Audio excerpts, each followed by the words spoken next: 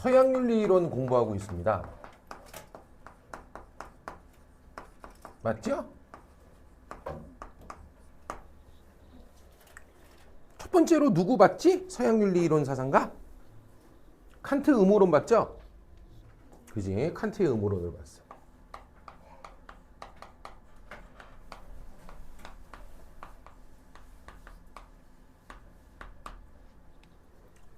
칸트는 도덕적 행위, 인간의 도덕적 행위란 어떤 것이다?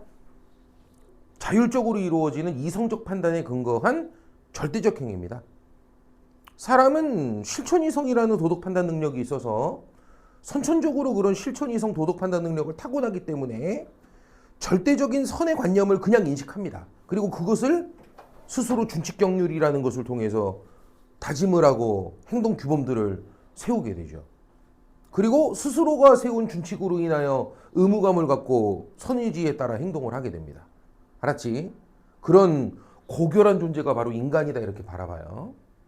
그리고 우리 마음속에 있는 준칙 경률이 모두 선한 것만은 아니기 때문에 우리는 내 마음속에 내가 스스로 자율적으로 세운 준칙 경률들 중에 어떤 것이 선의관념의 근거에 절대적으로 세워진 것인지를 잘 구분을 해내야 돼요. 그러기 위해서 뭘 보라 그랬죠? 내 마음속에서 부르짖는 도덕 명령의 형식을 들여다보라고. 알았죠? 이때 내 마음속에 도덕 명령의 형식이 어떤 형식을 띠고 있을 때, 정언 명령의 형식을 띠고 있을 때 그것만이 순선한 준칙 경률로서 그것을 우리는 절대적으로 지키고 살아가면 되는 겁니다. 반면에 가언 명령 형태의 명령 형식을 띠고 있는 그런 준칙 경률들은요, 순선한 준칙이라고 볼 수는 없기 때문에 그런 것들을 우리가 따를 필요는 없는 것이죠. 되나요? 그리고 칸트는 우리 마음속에 우리가 스스로 새기는 준칙 경률들 중에 이 두 가지의 경률만큼은 반드시 지켰으면 하는 것들이 있었어요. 됩니까? 첫 번째가 뭐였죠, 명훈아? 칸트가 제시하는 제1경률?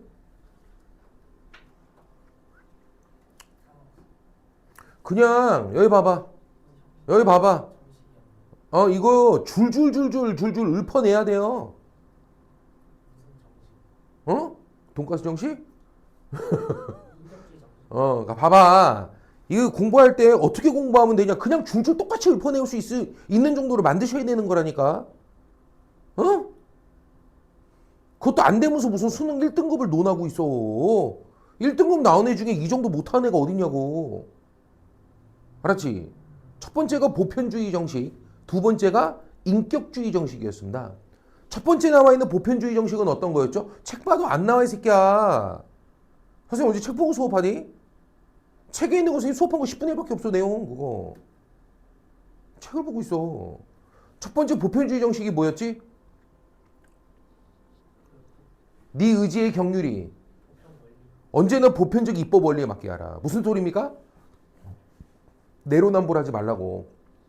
누구에게나 적용해도 무리가 없는 그런 준칙 경륜인지를 반드시 살펴보라고. 두 번째 인격주의 정식이 뭐였지? 너 자신에게나 타인에게나 인간을 동시에 목적으로 대해야 돼? 수단으로만 대하지는 말라. 야, 목적으로만 대하는 경우도 이건 극히 드물어요. 부모님 말고 어떻게 그렇게 대합니까? 그래서 최소한 어떻게 대하라? 동시에 목적으로 대해야 돼. 수단으로만 인간을 대하지는 말라. 너를 대할 때나 타인을 대할 때나. 알겠죠? 이게 인격주의 정식이었죠. 되나요? 그래서 얘기했었죠. 칸트는 자살에 대해서 반대한다고요. 왜요? 너의 인격을 고통 회피 수단으로 삼는 거고요. 너의 인격을 사회에 어떤 메시지를 전하기 위한 수단으로 삼는 거고요. 너의 인격을 누군가에게 상처를 주기 위한 수단으로 삼는 거예요. 우리 보통 자살할 때 뭐 합니까? 그냥 고통스럽게 무서워서 자살하잖아. 또 남한테 누군가한테 상처 주려고 자살하는 거 아니야. 맞아요. 맞죠? 또 사회에 어떤 메시지를 전달하겠다고 전태일같이 자살하는 거 아니야. 이건 자신의 인격을 수단으로 대하는 거라고. 알겠습니까? 성매매 찬성 반대.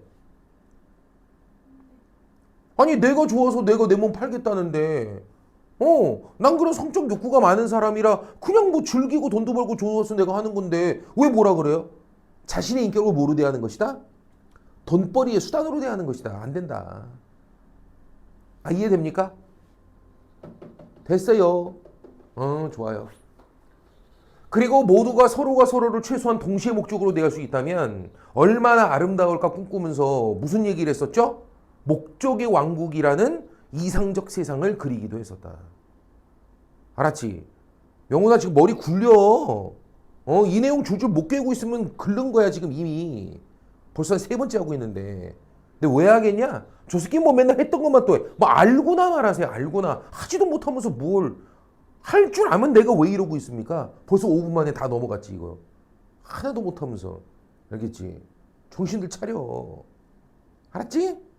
칸트는 우리가 정언명령적으로 마음속에 갖게 되는 의무들이 몇 가지 있다라고 이야기해요. 우리가 정언명령적으로 갖게 되는 의무 중에 나 자신에 대해 갖는 의무와 타인에 대해 갖는 의무 이 두 가지 의무로 나뉜다라고 말하거든요. 알겠죠? 나 스스로 자신에 대해서 갖는 의무 어떤 게 있다? 자살하지 마라. 안 나오는 거 봐. 자연과 윤리파트 어떡하려 그래. 자연을 배려하라. 칸트는 왜 자연물을 함부로 다루거나 이러지 말라 그래요? 왜 인간은 자연을 보호할 의무가 있단 말합니까? 자연이 종교에서가 아니라고. 그걸 자꾸 그런 식으로 대하면 너의 인격이 더러워지니까 그렇게 하지 말라는 거거든. 나 자신에 대한 의무야. 자연을 배려하는 의무는. 알겠습니까? 다시 한번 정언명령적으로 인간이 갖는 의무는 종류가 몇 개 있다고? 2개 있다고. 하나는 뭐? 나 자신에 대해서 갖는 의무. 또 하나는 타인에 대해서 갖는 의무. 그 중에 나 자신에 대해 갖는 의무 2가지. 자살하지 마라.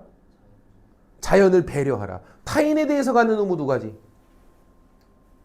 타인에 대해서 갖는 의무 2가지. 살인하지 마라.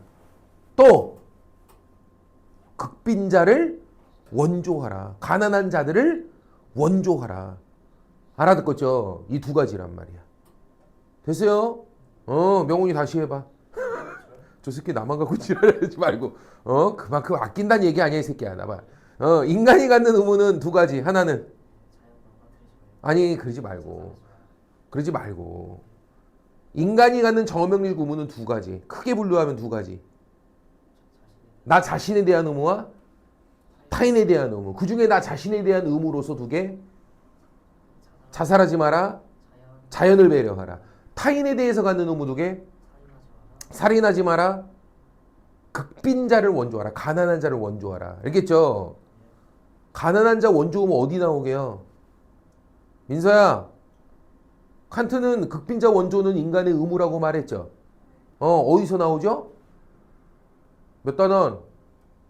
맨 마지막 단원 원조 파트에서 나오죠. 국제 원조 파트에서 나온다니까 새끼들아. 그때 했을 때 내가 얘기하면 그때 갖고 따로 설명 안 해. 칸트는 국제 원조는 선택적인 게 아니라 의무라고 말했죠. 그러면 애들 못 알아먹어. 네가 언제 가르쳤니? 미치겠다니까. 극빈자를 원조하는 건 저명력 의무라고 지금 했잖아. 알아듣겠죠? 할 때 그냥 대충 그런갑다 이러고 넘어가니까 그러지. 읊어내지는 못하면서. 알았지? 되나요? 다음 칸트는 행복과 도덕의 관계 뭐라고 설명합니까? 별개로 생각하라. 절대 2개를 연결시키려 해서는 안 돼. 뭐 행복하기 위해서 도덕적으로 살아야 한다는 동. 야, 이딴 게 돼버리면 도덕은 행복을 위한 수단이 불과한 게 돼버리잖아요. 내가 행복할 수 없다면 도덕적이지 않아도 되는 꼬라지예요. 그거 아니라고요. 알겠습니까? 돼야 안 돼요? 연결시키려 하면 안 돼. 행복은 어떤 것? 추구할 만한 것이고 도덕은 해야만 하는 것이기 때문에 알겠죠? 물론 같이 양립할 수 있으면 최고 좋죠. 뭐 불가능한 것까지는 아니고요. 하지만 그렇지 않은 경우가 있어요. 그래도 도덕은 무조건 해야 되는 거기 때문에 행복할 수 없어도 해야 되는 거거든요. 그렇기 때문에 연결시키려 해서는 안 된다. 알았지? 돼야 안 돼요? 칸트는 행복과 도덕은 양립할 수 없다고 보았다. OX. 성환이. 칸트는 행복과 도덕은 양립할 수 없다고 보았다. OX. OX. 뭐라고? OX. 벌써 3번째 하고 있는 거야 이거 지금. 칸트는 행복과 도덕은 양립할 수 없다고 보았다. OX. 이게 뭐야? O야 X야?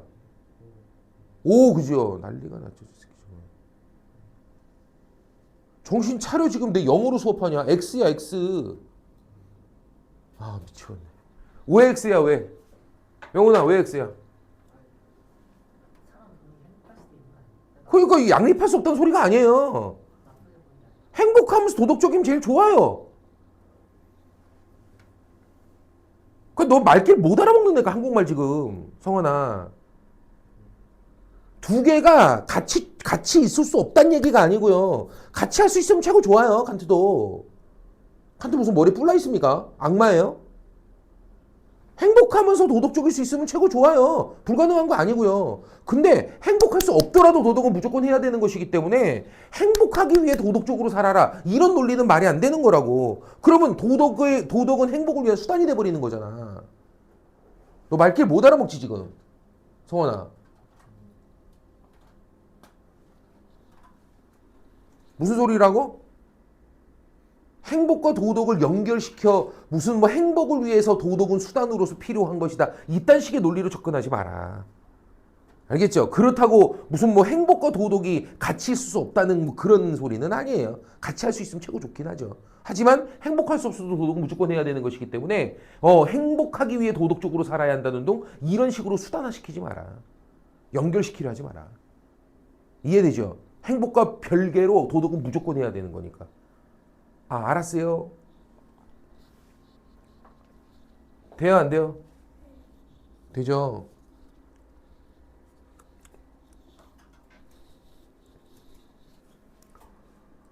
자, 보세요. 그 다음에 칸트한테 이런 얘기도 우리가 접근을 해봤었죠. 동정심이라고 하는 것에 대해서 칸트는 뭐라고 말합니까?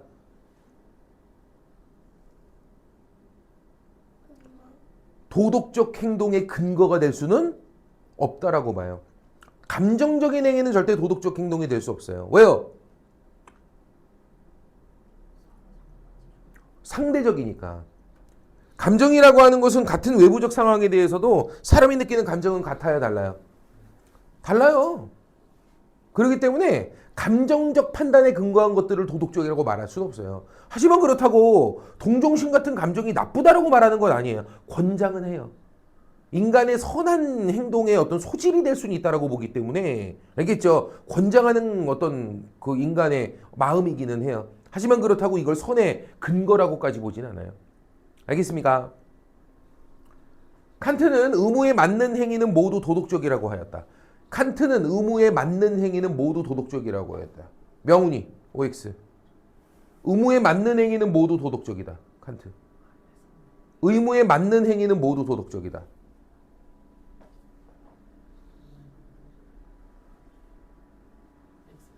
왜요? 그거 어떻게 바꿔야 맞아요? 민서야, 어떻게 바꿔야 맞아요? 의무에 맞는 행위는 도덕적이다가 아니라 이거 보기를 어떻게 바꿔야 맞아요?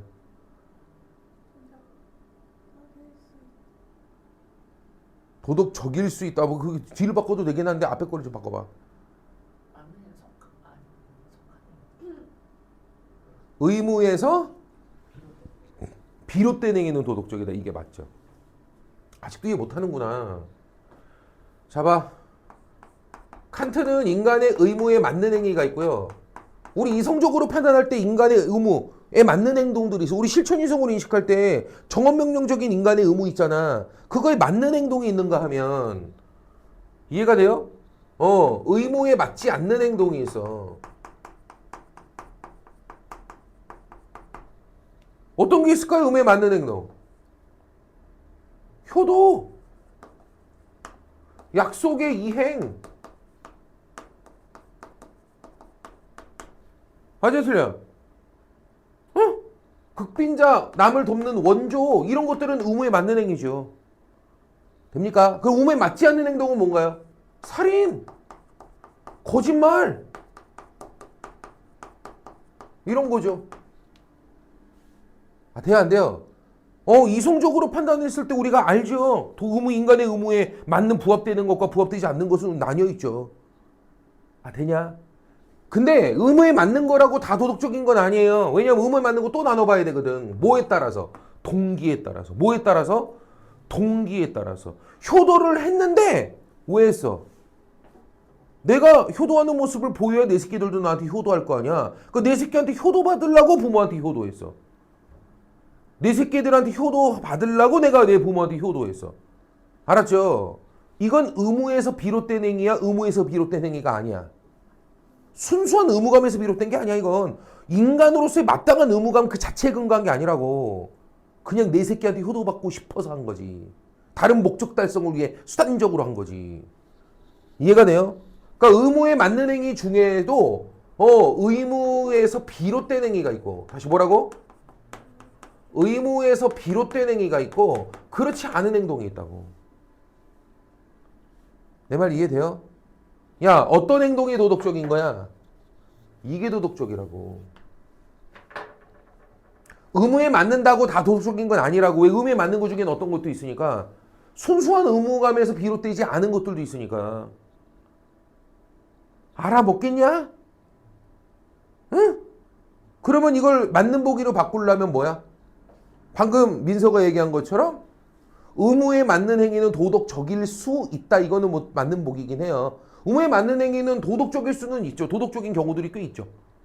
그죠? 근데 그렇게 말고 의무에서 비롯된 행위가 도덕적인 거죠. 다시 뭐라고요? 의무에서 비롯된 행위가 도덕적인 거죠. 그 동기가 중요하다고요. 알겠습니까? 의무에서 비롯된 행위가 도덕적이다. 서울시 교육청 문제에서 한번 오류냈다 그랬죠. 이런 거 제대로 분석할 능력도 없으면서 1등급을 논하지 마. 대도 않는 소리니까. 2등급도 다 알아, 이 정도는. 기출됐던 것들이라. 알았지? 교육청에서 나왔던 보기가 뭐였죠? 의무에 맞는 행위여야만 도덕적이다. 다시 뭐라고요? 의무에 맞는 행위여야만 도덕적이다. OX. 의무에 맞는 행위여야만 도덕적이다. 이게 맞는 복이라고. 기본적으로 도덕적이려면 의무에 맞기는 해야 돼요. 물론 의무에 맞다고 다 도덕적인 건 아니더라도 기본적으로 의무에 맞는 범주 안에 들어있어야 되는 거죠. 너 말 못 알아먹지 지금 또.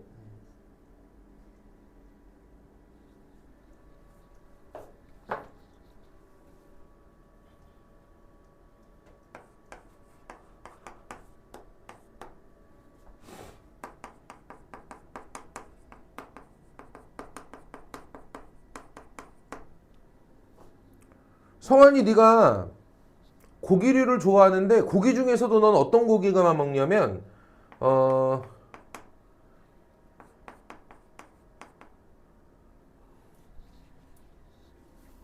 사료를 먹지 않은 고기를 뭐라 그러죠?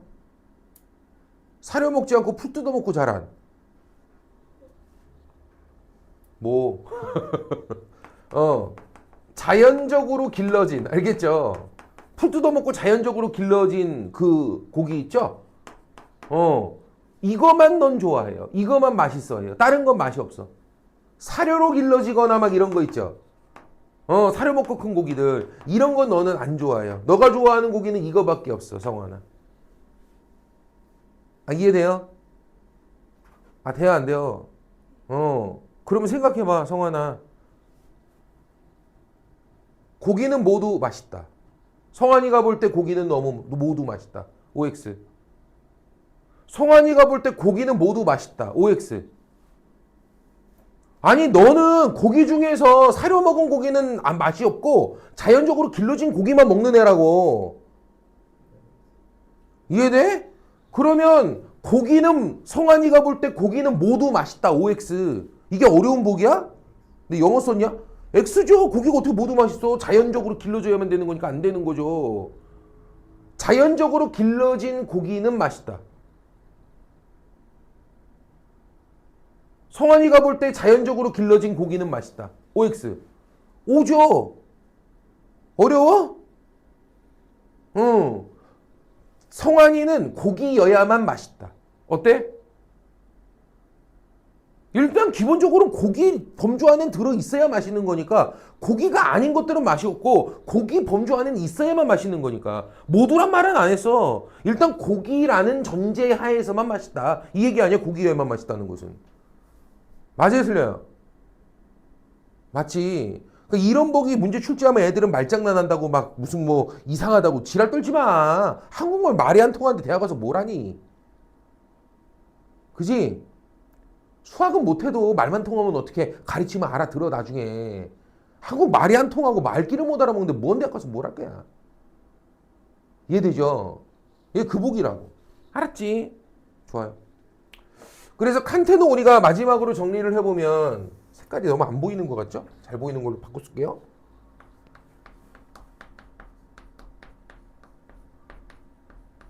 칸트는 도덕적 행동과 도덕적 행동이 아닌 것은 절대적으로 딱 나뉘어요. 그때그때 상황에 따라 달리 판단돼요.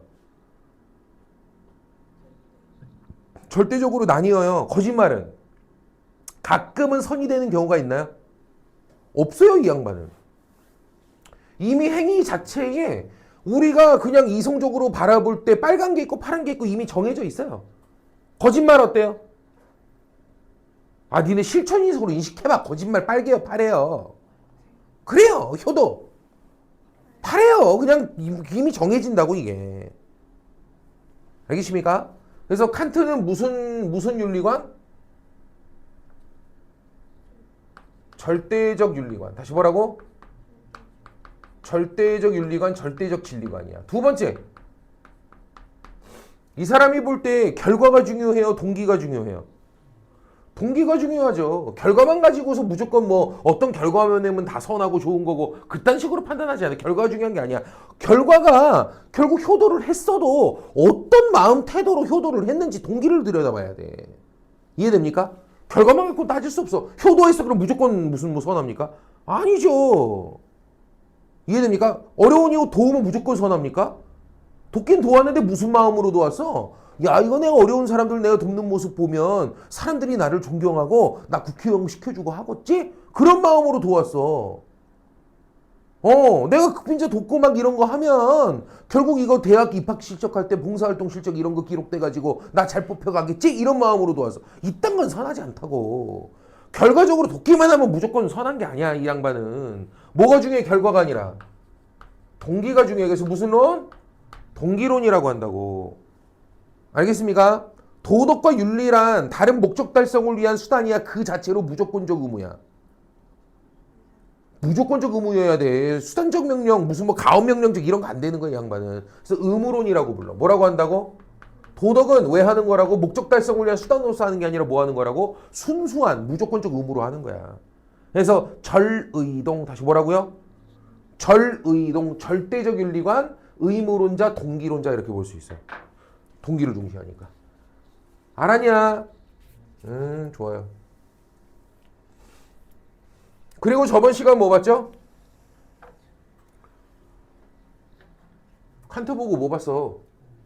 공리주의 봤었죠. 공리주의는 도덕적 판단할 때 이 하나의 원리를 가지고 다 옳고 그름, 도덕과 비도덕을 구분하래. 무슨 원리? 공리의 원리. 뭔데 그게? 최대 다수에게 최대 행복을 주는 것이 선이다. 최대 다수에게 최대 행복을 주는 것이 선이다. 명훈아, 공리주의는 쾌락주의이다. OX. 그죠? 기본적으로 쾌락주의예요. 쾌락주의는 뭐는 선이고 뭐는 악이다. 쾌락은 선이고 고통은 악이다. 왜요? 아, 뭐 선이 다른 거 있어. 사람들이 좋아하는 게 선이지 뭘. 악이 뭐 별거 있나? 사람들이 싫어하는 게 악이지 뭐. 사람들 뭐 좋아해? 사람들이 뭐 좋아해? 다. 쾌락 좋아하잖아. 뭐 싫어해? 고통을 싫어하잖아. 그러니까 쾌락은 선이요 고통은 악이다야. 그래서 이 공리주의자들을 뭐라고도 불러? 자연주의적 윤리관 이런 말로도 써. 인간의 자연스러운 성향으로부터 뭘 찾았으니까? 선악을 분별했으니까 자연주의 윤리관이라고도 하는 거야. 그래서 알았냐? 그래서 기본적으로 공리주의는 쾌락주의 이걸 바탕으로 해요. 근데 개인적 쾌락주의는 조금 넘어섰지. 각자 자신의 개인적인 쾌락 증진을 위해 살아라 그게 올바른 삶이다 이렇게 가지는 않아. 너의 쾌락과 타인의 쾌락, 고통을 모두 더해서 시그마 최대값을 낼 수 있는 것을 선이라 하고 우리 모두 그런 최대 다수 쾌락을 위해서 선을 선택하고 그렇게 행하며 그런 도덕 위에 살아가 보자. 이 얘기야. 알겠습니까? 그래서 어떻게 정리했죠? 쾌락주의 플러스 이익평등 고려 원칙. 다시 뭐라고? 쾌락주의 플러스 이익평등 고려 원칙. 두 개 접목되면 공리의 원리가 나오는 거야. 최대 다수에게 최대 행복을 줄 수 있는 것이 선이다. 아, 알아듣겠냐? 그럼 봐봐. 공리의 원리를 보편적 도덕 원리로 삼고 있는 공리주의자들은 절대적 진리가 아닐까? 상대적 진리가 아닐까? 왜요? 왜요? 그냥 쉽게 생각해. 거짓말 선이야, 악이야? 선이야, 악이야, 성원아? 뭐라고? 둘 다. 될 수도 있고 안 될 수도 있고 쉽게 말하면 그때그때 계산해 봐야 돼. 아니 거짓말이 많은 사람들에게 이익을 주는 경우도 있지만 오히려 고통을 주는 경우들도 있잖아요. 아 맞아요 틀려요. 아 나중에 네 결혼했을 때 마누라가 너한테 와가지고 내가 첫사랑이야 물어보면 뭐라 그래야 돼? 잠깐만 있어봐. 한 8번째쯤 됐는데 이러고 말해야 돼? 그럼 누가 이기느니 그런다고. 마누라만 슬퍼하고 끝나지. 뭐 전에 너하고 헤어졌던 여인들이 뭐 나중에 그 사실을 알고 되게 기뻐해 주겠냐? 그럴 리가 없잖아요. 거짓말이 뭐 되는 경우도 있어요? 선이 되는 경우들이 있다고. 선의의 거짓말. 뭐만 준다면 다수 이익을 줄 수 있다면 거짓말도 선이 돼요. 살인은 선이에요, 악이에요? 살인은 선이에요, 악이에요? 전 인류, 그지? 둘 다 가능하죠? 전 인류를 갖다가 뭐 그 죽일 수도 있는 바이러스에 성환이가 걸렸어. 다 죽게 생겼어. 이거 퍼지면. 쟤만 지금 하나 보내버리면 전 인류가 살 수 있단 말이야. 보내야지, 그럼. 이해됩니까? 돼요. 되죠. 그렇다고. 그래서 여기 있는 공리주의자들이 볼 때는 어때? 어떤 행동의 선악은 절대적으로 고정되어 정해져 있지 않아. 그때그때 상황에 따라 달리 판단돼. 무슨 진리관? 상대적 진리관이야. 다를 수 있다고. 그때그때. 됩니까? 이네들이 볼 때 도덕은, 윤리는 왜 지켜야 하는 거죠? 사람들이 도덕을 행해야 하는 이유. 선천적으로 갖고 있는 순수한 의무감에 부합되기 때문에 그 순수한 의무감으로서 해야 하는 거라고 말하나요? 도덕 왜 해야 됩니까? 왜 윤리적으로 살아야 하죠? 도덕 윤리는 도대체 왜 존재하는 거죠? 얘네들이 볼 때 다수의 이익에 도움이 되니까. 얘네들이 볼 때 도덕은 다수의 이익에 도움이 될 수 있는 수단적인 것들이거든. 이해가 돼요? 안 돼요? 공리주의자들이 야 효도하고 살아라고 얘기한다면 왜요? 라고 보면 뭐라 그래? 효도를 해야 사람들이 쾌락이 느니까 라고 이야기한다고. 이해돼요? 그러니까 이네들이 볼 때 도덕이나 윤리는 그 자체로 순수한 의무가 아니야. 목적 달성을 위한 수단일 뿐이야. 이해돼요? 그래서 무슨 윤리관이라고 불러? 목적론적 윤리관이라고 해. 뭐라고 한다고? 목적론적 윤리관이라고 해. 되죠? 동기 같은 거 따져야 안 따져요? 동기 같은 거 안 따져? 뭐 동기를 따져요. 아 결과적으로 많은 이익만 주면 되는겨. 뭐 동기를 따지고 자빠졌어. 이해됩니까? 야 대학교 입학할 때 봉사활동 실적 반영해가지고 대학 입학 저 가산점 주겠대요. 이들이 볼 때 좋은 거야 나쁜 거야? 아름답지. 칸트는 반대예요. 근데 왜요? 그런 제도는 사람들이 어려운 이웃을 도울 때 어떤 마음으로 돕게 만들어? 순수한 의무감에서 비롯돼서 돕게 만들어? 아니면 불손하게 자기의 이익을 위해서 돕게 만들어? 이익을 위해서 돕게 만들잖아. 그러니까 동기를 불손하게 만들고 사람들의 도덕적 행동의 본질을 다 더럽힌다고. 이해됩니까? 그리고 도덕적인 그런 어떤 남을 돕는 일을 하지 않는 자들도 뭐해? 나 뭐 대학 안 갈 거니까. 난 점수 안 받아도 돼. 알겠죠? 뭐 이런 식으로 그냥 다 당당해져 버려요. 이해됩니까? 그래서 이들은 반대예요. 근데 얘네들은요, 뭐라 그래요? 아, 무슨 동기를 따지고 자빠졌어. 아, 그래서 결국 많이 봉사활동 받고, 많은 무위탁 노인이나, 많은 무슨 뭐 장애인이나, 다들 도움 받았으면 된 거지, 뭐. 이익 늘면 된 거지. 무슨 동기를 따지고 있어. 무슨 딱 관심법 써? 알겠죠? 남의 마음을 왜 들여다보고 있어? 알겠죠? 얘네들은 결과만 봐요. 뭐만 본다고요? 결과만 봐요, 결과만. 결과만 많은 이익 내면 되는 거예요. 그래서 무슨 론?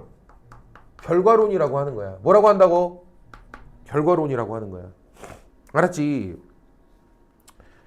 초창기 때 공리주의자들은 벤담 밀 같은 사람들인데 매번 개개인들이 행위할 때마다 매번 국가가 정책 같은 것을 결정할 때마다 매번 뭐하라? 계산하라고 들었죠. 그래서 벤담은 심지어 뭐까지 제시했대? 쾌락을 계산할 수 있는 7가지 기준까지 제시했다는 거 아닙니까?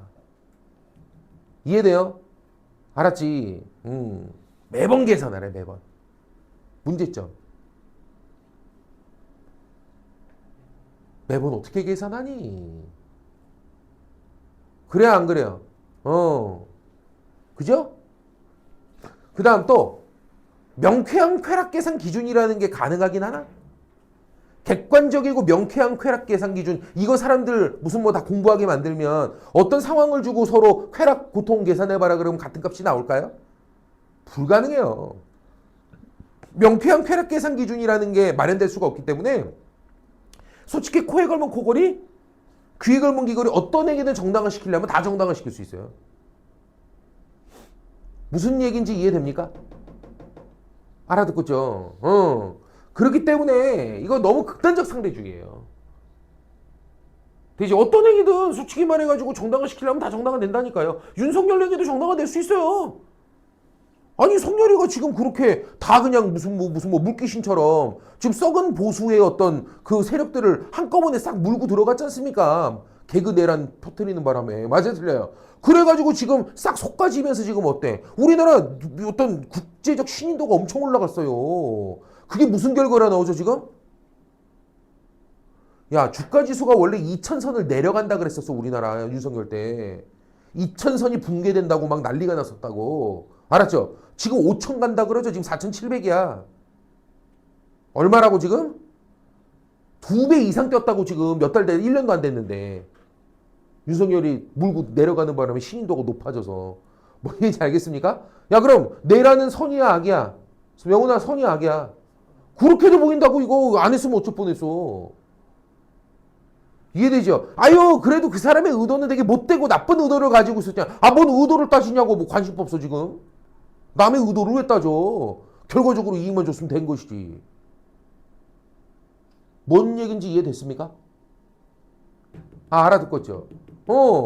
일제강점기도 정당화돼요. 일제강점기 때 뭐 일본이 의도한 건 아니야. 자기는 착취할 목적으로 우리를 지배했었지만 그래도 우리보다는 선진 강대국과 함께 많은 어떤 교류를 하다 보니까 우리나라에 의료기술 도입된 것도 좀 있고요. 산업기술이 좀 도입된 것도 있어요. 그래서 일제강점기 때 분명 인구도 많이 늘었습니다. 현실적으로는. 알겠죠? 산업구조가 변화된 것도 맞아요. 그래서 지금 일본 애들은 뭐라 그러죠? 일제강점기에 대해 사과합니까? 안 해요. 뭐라 그래요, 일본 애들 맨날. 야, 우리 일본의 지배가 없었으면 너희는 아직도 옛날에 봉건적 조선에서 못 벗어났어. 왜 이래, 이거. 일본의 지배는 조선인들에겐 축복이었던 거야. 지금의 조선이 발판은 모두 일제시대 때 마련됐어, 이 사람들아. 내 말 이해됩니까? 아니, 그래도 의도가 우리들을 착취할 목적으로 한 거지 부수적 효과로 나타난 거지 그게 너희들의 순수한 의도로 이루어진 게 아니잖아. 뭐라 그럴까? 뭐 의도를 따지고 있어. 결과만 좋으면 됐지. 이게 공리주의. 그 중에서도 행위 공리주의자들은 이게 매번 다 그때그때 계산하라 이런 식으로 들어가니까 너무 극단적으로 기울어요. 어떤 얘기든 정당화시키려면 다 정당화된다니까 이거. 명쾌한 계산 기준 자체가 마련할 수가 없는 것이기 때문에. 내 말 이해됩니까? 알았지? 명훈아, 눈에 초점이 너도 없어. 아이고. 공부하는 방법들은 아직 한참 멀었다, 한참 멀었어. 그냥 대략 들으면 뭐해? 맞아, 그거였어. 저 새끼 또 했던 얘기 또 하네.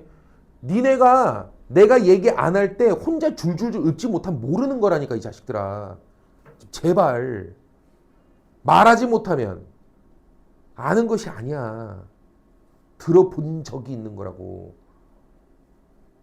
내가 말로 줄줄 설명하지 못하면 뭐라고? 아는 게 아니고 뭐라고? 들어본 적이 있는 거야. 근데 마침 제가 얘기하니까 자연스럽게 떠올라 준 거 너무 다행스럽게도. 그리고 시험 때 떠올라 주길 바라고 있는 거지. 입 벌리고. 안 떠오르면 말고 새끼들아. 아는 게 아니라고. 그래놓고 틀려놓고 뭐라 그러겠냐? 실수했다 그러지. 실수 같은 소리 하네. 들었던 게 기억이 안 난 거야. 지금까지 들었던 게 기억이 나기만 그냥 애타게 기다리고 있었던 거고. 바보들이죠. 말하지 못하면 아는 것이 아닙니다. 말할 때마다 말 한번 내가 해주면 맞다 해주면 나 기억났어. 이건 아는 게 아니라고. 나중엔 종국에는 뭐까지 가야 돼? 니네가 스스로 혼자 줄줄줄 다 읊어낼 수 있게 만들어야 된다고. 알았지? 영훈아 그 다음 뭐 봤지? 행위공리주의에 대한 설명하고 그 다음 뭐 봤어?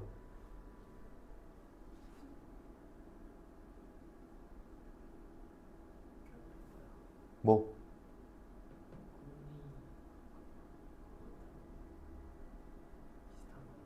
공리 비슷한.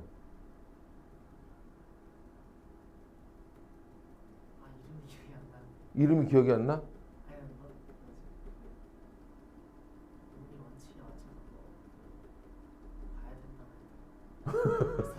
자, 민서야, 뭐였지? 규칙공리주의였죠? 규칙공리주의. 그리고 규칙공리주의 들어가기 전에 하나 더 한 거 있어. 지금 매번 행위시마다 매번 계산하고 정책결정시마다 매번 계산하라는 게 행위공리주의였고, 행위공리주의는 지금 많은 한계점이 있는 거잖아요. 매번 계산할 수 없는 거고, 계산 기준이 모호하기 때문에 어떤 행위든 극단적으로 다 정당화될 수 있기 때문에 많은 모순이 있어. 근데 이 행위공리주의자가 둘이 있단 말이야. 누구 있었지? 벤담이 있었고 밀이 있었지.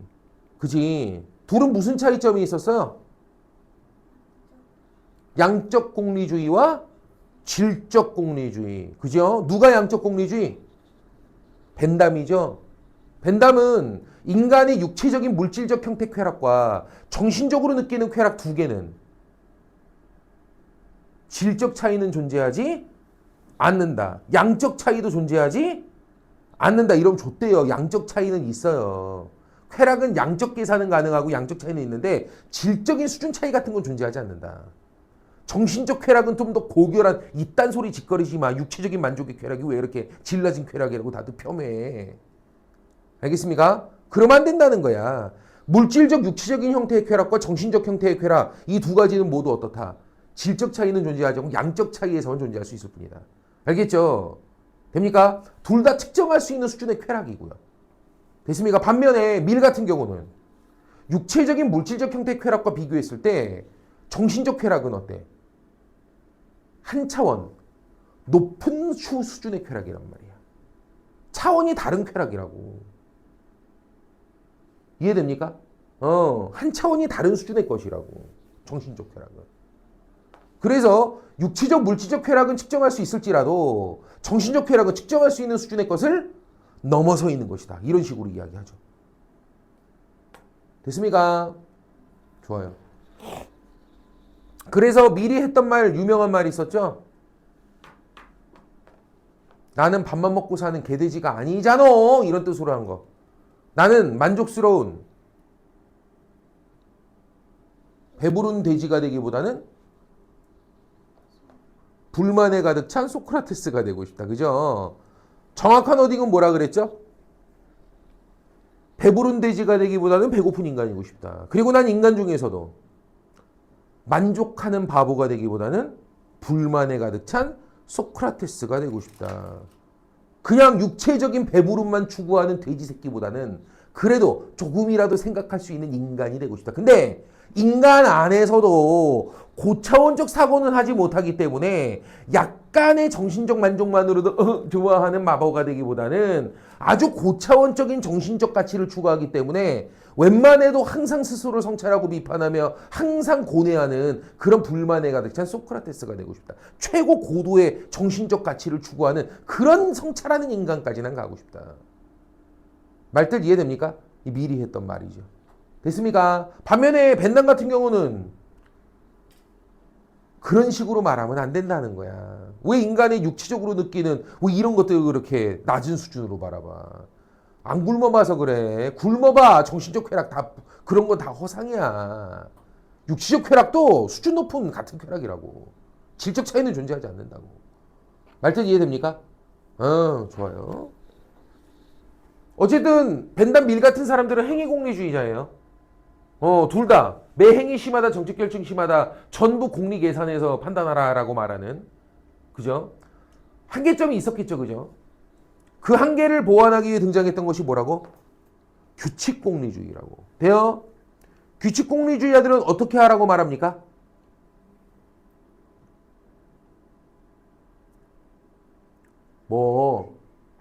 쾌락 전문가들이 공리의 원리에 대체로 부합하는 규칙들을 정해 놓으면 사람들은 그냥 쾌락 전문가들이 정한 그 1차적인 공리 원리에 대체로 부합하는 규칙들을 지키고 살자는 거야.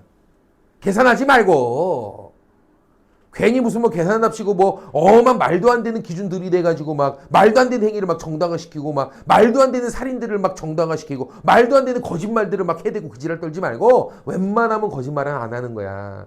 웬만하면 살인 같은 건 다 악이니까 안 하면 되는 거야. 단 어떤 경우만 두 가지 이상의 1차 규칙이 충돌할 때만 계산해 주라.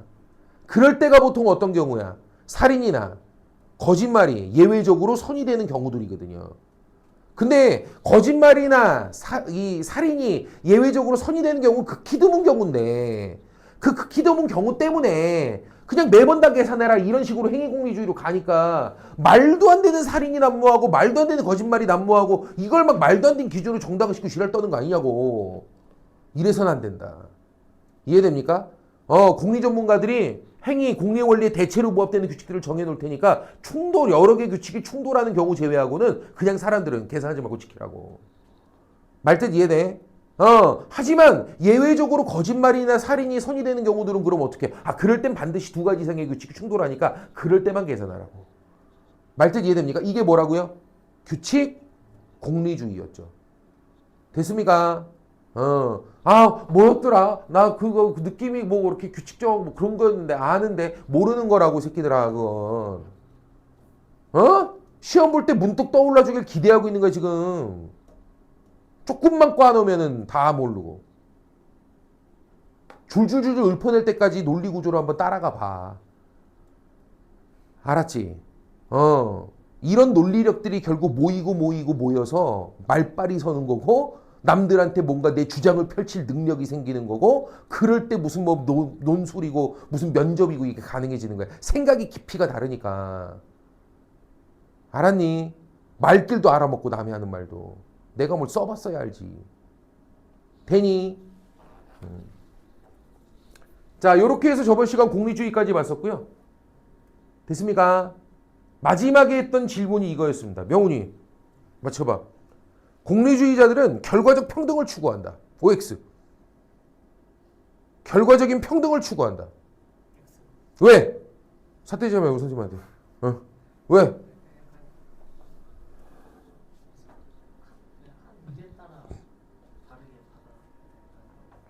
평등은 추구하지 않아요. 결과적으로 뭔가 최대 어떤 행복값을 내는 것을 선이라고 말하는데 그건 평등의 개념이 아니야.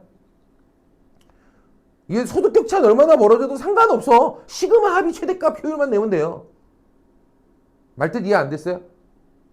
돼야 안 돼요. 결과적으로 최대 행복값을 내는 것을 선이라고 말하는데 그렇다고 내가 언제 평등이라 그랬어. 이해돼요?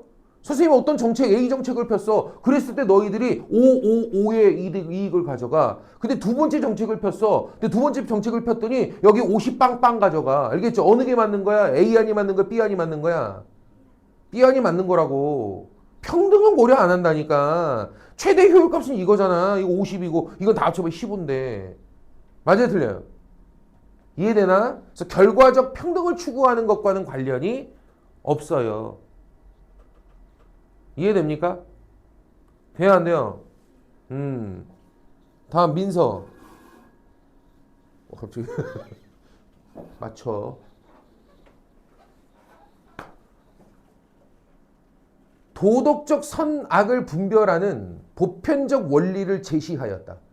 도덕적 선악을 분별하는 보편적 선악을 분별하는 보편적 도덕 원리를 제시하였다. 둘 중 누구야?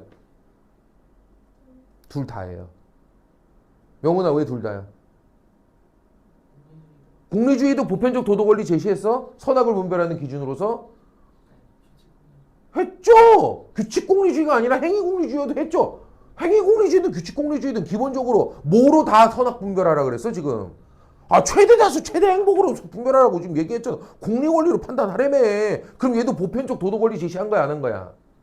물론 보편적 도덕원리로 판단했을 때 특정 행동이 항상 선 항상 악으로 고정돼 있진 않아. 그래서 상대적 진리관이라고 말하는 거야.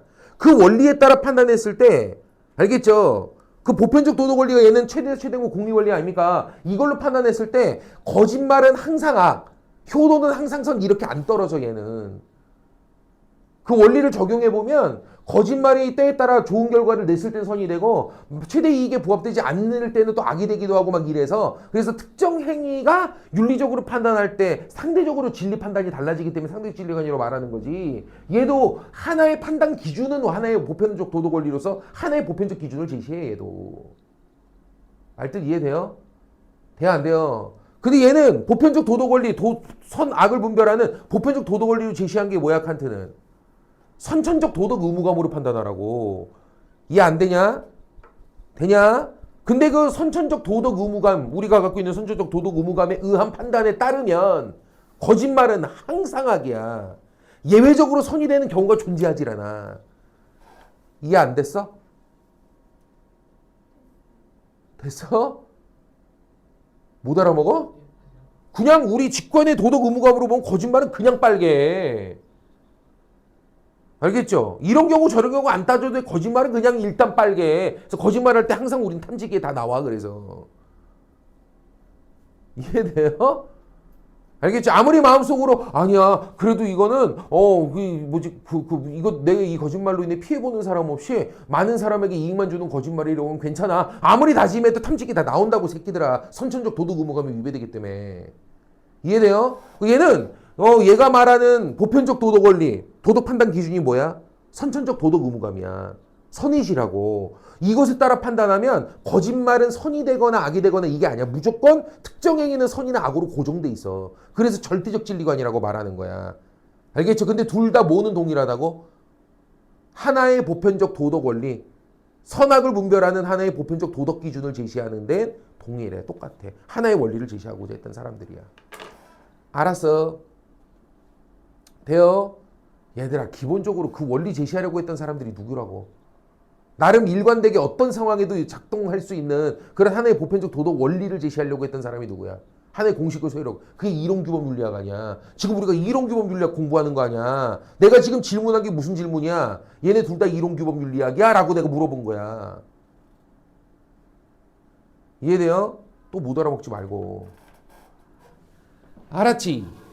네, 좋습니다. 자, 오늘 진도 들어갑니다.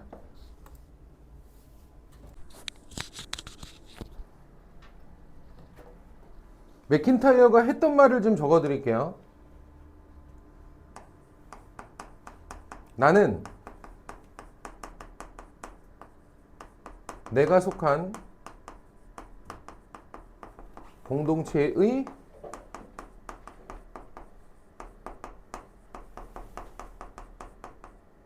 역사와 더불어 존재한다. 한 사람 한 사람 한 사람의 개개인들은요 독립적으로 따로이 존재할 수 없어요. 역사 속에서 존재하는 것이고 그 역사를 통해서 일정한 역할을 부여받는 것입니다. 그리고 공동체의 구성원으로서 자아를 완성해가는 존재들이죠. 그렇기에 개개인들이 어떤 행위가 도덕적이냐는 이 사람이 어느 나라 사람인지 어떤 시대 배경에서 어떤 소명을 부여받은 이인지 이런 것들을 우리가 다 따져봐야 돼요. 개별적으로. 이해됩니까? 그 얘기죠. 그래서 하나 더 쓴다면 이런 거. 개인의 도덕적인 특수성은 공동체가 부여하는 것이다. 개개인의 도덕적인 특수성은 공동체가 부여하는 것이다. 돼요?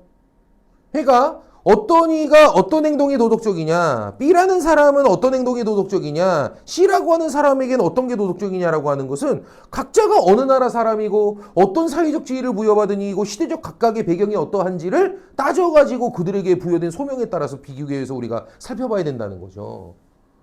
말뜻 이해됩니까? 도요토미 히데요시는 어떤가요? 도요토미 히데요시. 우리나라 입장에서 볼 때 솔직히 나쁜 새끼죠.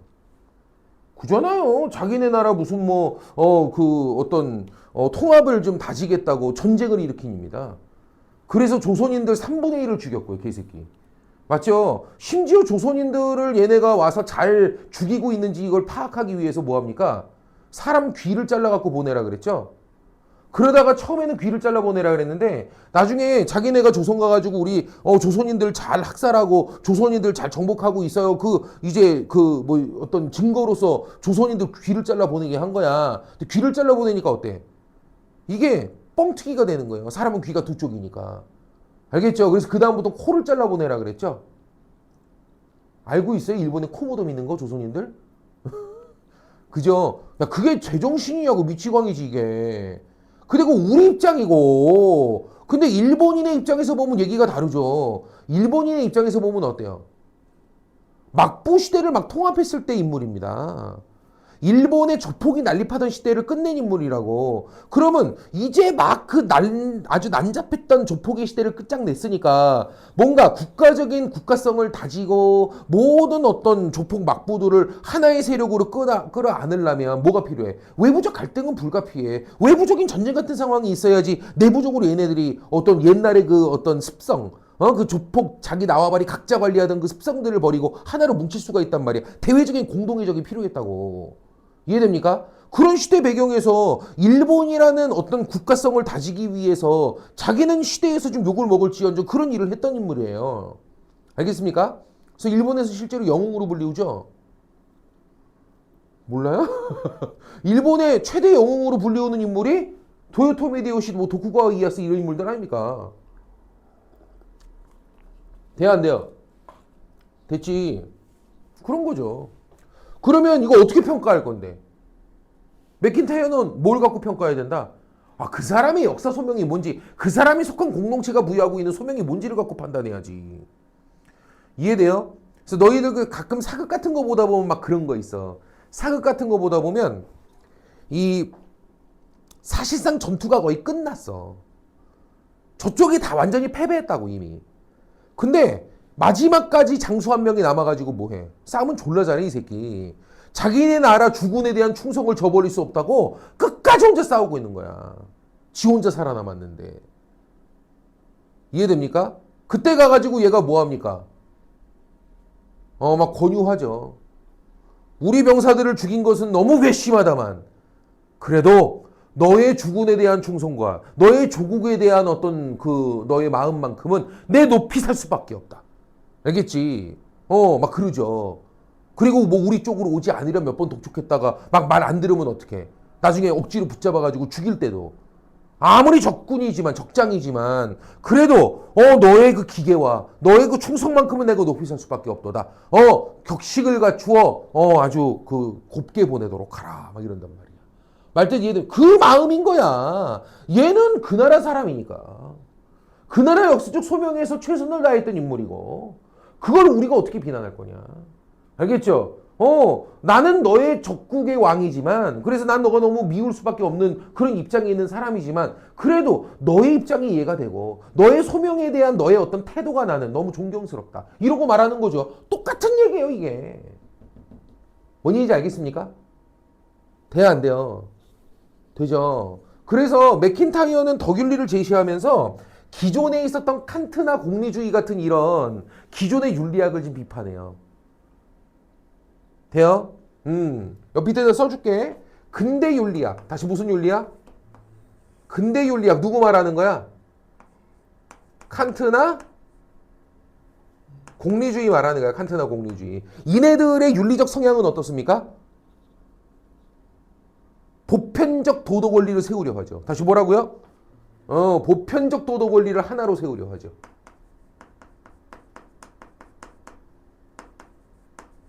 명훈아 어차피 선생님 이거 필기한 거 다 사진 찍어 올려줘요. 영상도 올려주고. 그러니까 이걸 가지고 집에 가서 혼자 꼼꼼히 체크하면서 복습하면서 한번 다시 정리하는 거야. 예쁘게. 나중에도 이거 하나 갖고 딱 기억할 수 있게. 봐봐. 뭐 그게 선천적 도덕 의무감이 됐든 아니면 최대다 최대 행복의 공리의 원리가 됐든 하나의 보편적 도덕 원리를 이성적으로 판단해서 세우자는 거야.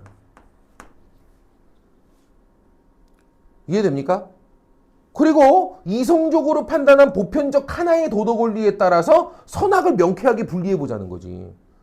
어떤 상황에서도 선과 악을 명확하게 분별할 수 있는 하나의 도덕 원리를 이성적으로 바로 세우자는 거야. 말뜻 이해됩니까? 하나의 원리로 다 선악을 분별해내고. 오케이. 그리고 모든 사람들이 이 보편적 도덕 원리를 뭐 할 수 있다면 교육을 통해 알겠죠? 이성적인 분별 능력을 향상시켜내면 사람들은 하나의 보편적 도덕 원리에 따라서 모든 상황에서 어떤 게 선인지를 잘 판단해낼 수 있지 않겠어? 맞아요, 틀려요. 그럼 사람들은 다 선을 행할 수 있게 되겠지. 그럼 세상이 아름다워질 거야. 알겠죠? 이렇게 생각한 거지. 근데 여기 있는 맥킨타이어는 이거를 반대해요. 그래서 현대 덕윤리는 맥킨타이어인데 됐습니까? 덕윤리인데 덕윤리.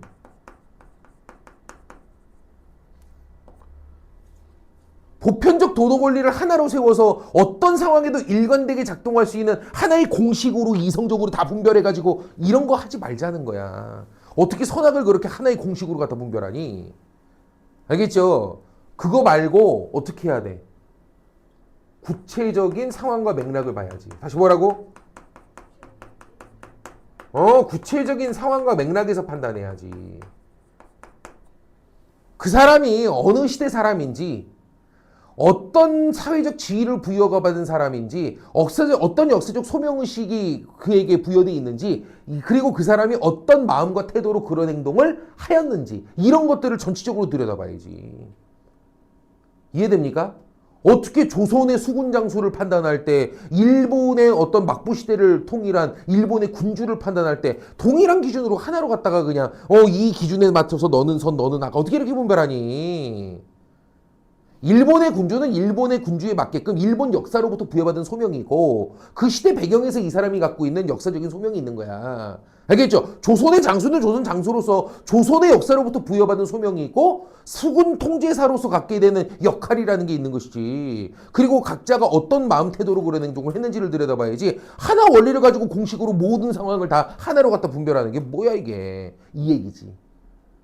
무슨 소리인지 이해됩니까? 그래서 구체적 상황과 맥락을 매우 중시해요. 하나의 원리로 다 판단하려고 하지 않아. 알겠습니까? 돼요, 안 돼요? 다음, 이성적으로 분별하는 거 반대해요. 다시 뭐라고요? 이성적으로 분별하는 거 반대해요. 뭐? 감정, 품성 이런 것들을 매우 중시해. 이순신 장군은 적군을 어쩔 수 없이 죽일 수밖에 없는 사람이죠. 조선시대 인물이고 조선 수군 장수고 맞아요 틀려요. 하지만 그 죽어가는 이들에 대해서 연민의 감정 같은 거 있어 없어? 이 쌓인 원한을 어찌할꼬 지금 감정이 있어 없어? 불쌍한 감정. 미안한 감정도 있잖아. 이해돼? 사람이 가지고 있는 따뜻한 인간으로서의 감정 같은 것을 매우 중시해. 그리고 그런 어려운 상황에서 고뇌하고 스스로가 조금이라도 도덕적이기 위해 노력해왔던 그들의 어떤 품성, 태도 이런 것들을 매우 중시해서 보지. 말뜻 이해됩니까? 돼야 안 돼요. 그리고 도덕이라고 하는 것은 교육을 통해 이성적으로 길러지는 게 아니라고 봐. 도덕이 어떻게 이성적으로 길러지냐. 도덕은 습관처럼 몸에 품성으로서 배이는 거야. 습관으로서 품성으로서 몸에 자연스럽게 배이는 게 도덕이야. 하나의 행위를 분별해내고 판단하는 게 도덕이 아니라고. 돼요? 야, 우리는 어떤 사람이 도덕적이다, 도덕적이지 않다라고 말할 때, 한 번의 행위를 가지고 이건 도덕, 이건 비도덕 이렇게 판단합니까? 그렇게 판단 안 해.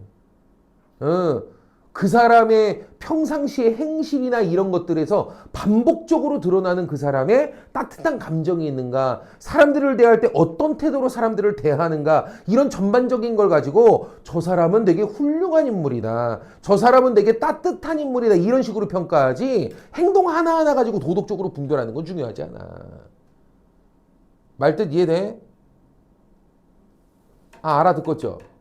그건 중요하지 않다고. 그래서 너희들 보통 그런 판단 하잖아. 만약에 선생님이 사람을 죽였대요. 알겠죠? 그래서 경찰에 와서 날 잡아가요. 됩니까? 민서야, 믿을 거야? 왜 고민을 하고 있어? 내가 어딜 봐서, 야, 선생님 품의 행실이 지금까지 그래 왔냐? 성환아, 그래 내가? 그지? 너희 친구들 중에 그런 친구 있잖아. 정말 착하고 수은하고 막 이런 친구가 있어. 근데 걔가 사람을 죽였다는 거야. 믿을 거야 니네? 그 뭐라 그러니? 아유 무슨 소리, 걔가 그런 애가 아니에요. 걔 평상시에도 그거 무슨 말도 안 되는 얘기를 하고 있어. 사람이 이렇게 된다고 절대 못 믿어 그거. 도덕이라는 건 이성적으로 분별되는 게 아니야. 그 사람의 평상시에 몸에 배어있는 품성 행실을 통해서 습관처럼 몸에 배이듯이 그렇게 도덕성이라는 게 갖추어지는 거지, 한 번의 행위를 가지고 이성적으로 분별하는 게 아니라고. 뭔 얘기인지 알겠어요? 그래서 실제로 그 왜 그것이 알고 싶다 막 이런 거 나오는 거 보면 거기에 막 그런 거 그것이 알고 싶다 나와가지고 실제로 범죄자로 몰렸다가 풀려난 사람도 되게 많거든요. 근데 가서 인터뷰해 보잖아요. 그럼 동네 사람들이 다 입을 모아 얘기해요. 이거 그 판결에 나가지고 우리도 놀라긴 했는데 그 사람이 그런 사람이 아닌데 우리도 믿음이 믿겨지질 않아요. 그 사람이 그 말도 안 돼요. 사람들이 다 그래. 그 주변 사람들은 다 못 믿더라고. 거기에 다 찝찝함을 가지고 있더라고. 알겠죠? 실제로 그게 더 정확해. 알았지? 그런 사람들은 다 뭐야? 실제로 보면 그랬더라고. 무죄더라고. 나중에 가서 밝혀지더라고. 알겠습니까? 그런다니까요. 그래서 도덕이라고 하는 것은 이성적으로 특정 원칙을 세워가지고 그냥 판단해서 분별하고 행위 하나하나를 가지고 분별하고 이러는 게 아니야. 우리의 습관처럼 몸에 배이는 거지. 이해됩니까? 그럼 우리는 어떤 고민을 하고 살아야 되는 거야? 어떤 행위를 해야 하는가? 어떤 행위를 해서는 안 되는가? 이런 고민이 중요한 게 아니야. 어떤 품성의 인간이 되어야 하는가? 이해돼? 우리는 어떤 사람이 되어야 하는가? 이게 중요한 것이지, 개별적으로 이 행위를 해야 돼, 말아야 돼? 이 행위를 해야 돼, 이거 분별하는 게 중요한 게 아니라고. 이해돼요? 그래서 우리는 도덕적 인간이 될 때 나는 이수신 장구처럼 평상시 어려움이 있더라도 이러한 태도로서 살아가는 난 그런 인간이 되겠어. 이런 식으로 우리는 다짐을 하면 도덕적 인간이 되어가지. 알겠죠? 이성적으로 원리를 세우고 분별하는 능력을 길러서 그렇게 기계적으로 판단하면서 도덕적 인간이 되는 게 아니라고. 이해됩니까? 그래서 근대 윤리학은 뭘 고민했지? 저 또 멍 때리는 거 봐 저거. 근대 윤리학은 뭘 고민했지? 도덕적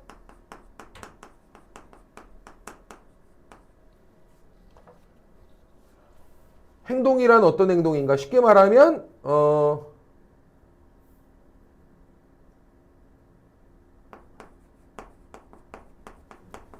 도덕적 행동이란 무엇인가? 이걸 고민했지. 이해돼요? 이게 얘네들의 고민이야. 반면에 덕윤리는 도덕적 행동이란 무엇인가가 아니야.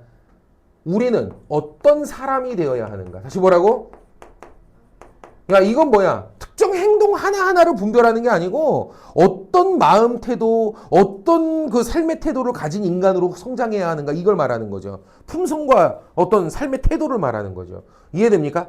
어떤 사람이 되어야 하는가. 그래서 우리가 이런 말도 써.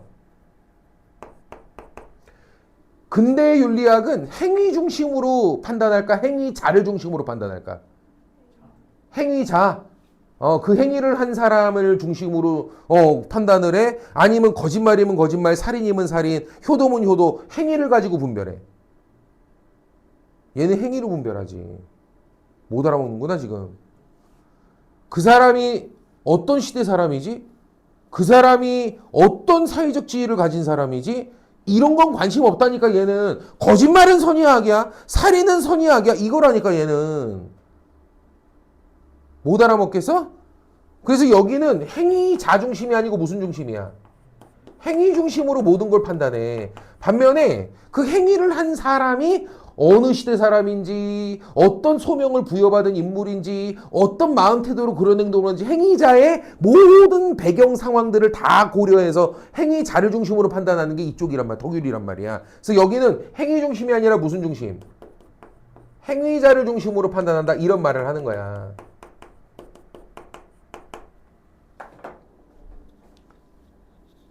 이해됐어요? 그래서 이쪽은 뭐 중심? 행위를 중심으로. 여기는 뭐 중심? 행위자를 중심으로 모든 것을 판단한다. 알겠습니까? 되죠? 지금 보니까 봐봐. 덕윤리는 개인주의적인 가치관이 주를 이루는 것 같아? 중심인 것 같아? 공동체주의적 가치관이 자기네 사상의 중심인 것 같아? 그래요. 개인주의는 뭐죠? 공동체적 가치보다 개인의 가치를 더 중시한다. 공동체 이익보다는 개인의 권리를 더 중시한다. 이게 뭐야? 개인주의적 가치관이야. 알았지? 공동체주의적 가치관은 뭐죠?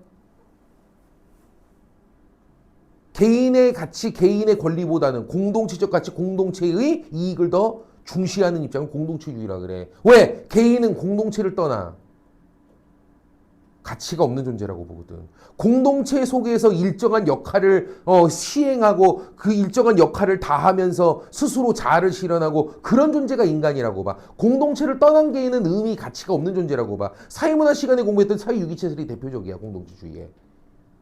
알겠습니까? 그래서 개인은 공동체 안에서 어떤 역할을 부여받은 역할을 다하며 그 속에서 자아를 실현하고 가치를 가질 수 있는 존재라고 보기 때문에 공동체 없인 개인도 아무런 의미도 가치 없다고 봐. 이해돼요? 근데 여기가 그런 거지. 지금 보니까 어느 시대 사람인지 어떤 역사적 소명을 부여받은 인물인지 이런 걸 중시하는 거니까 여기 있는 덕윤리는 무슨 가치관? 공동체주의적 가치관의 그 본질이 있어.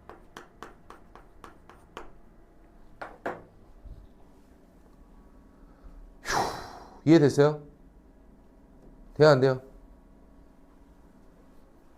좋아요. 1부 수업은 여기까지 하시고요. 성환님 다음 2부 수업입니다. 뭐 쉬었잖아. 또 쉬어. 자, 맥킨타이의 덕윤리 여기까지 봤고요. 그 다음에 우리가 뭘 볼 거냐면 자연법 사상에 대해서 좀 보겠습니다. 뭘 본다고?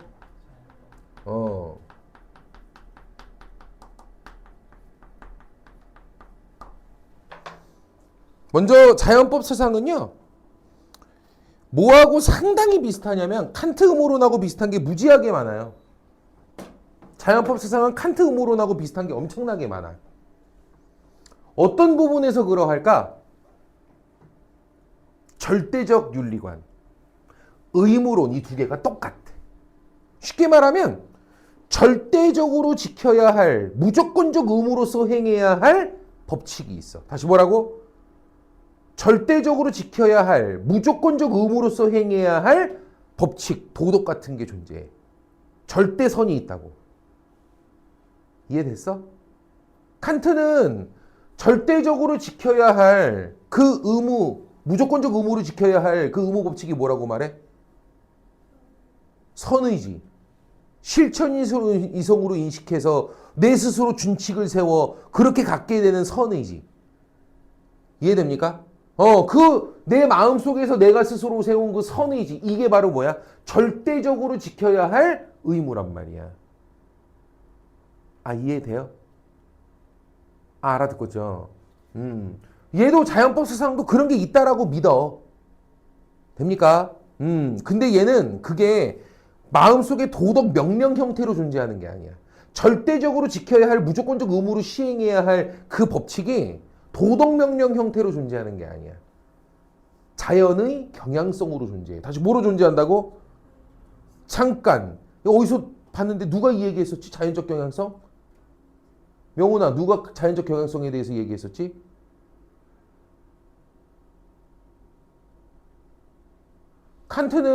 칸트는 도덕적 행동이라고 말하지 않는 행위가 있다 그랬지.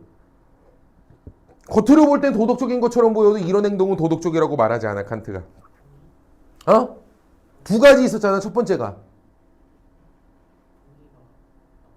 아이고, 우리 공부할 때 제일 먼저 칸트는 이런 행동들은 겉으로 볼 때 남을 아무리 도왔어도 도덕적이라고 말하지 않는다 그랬잖아.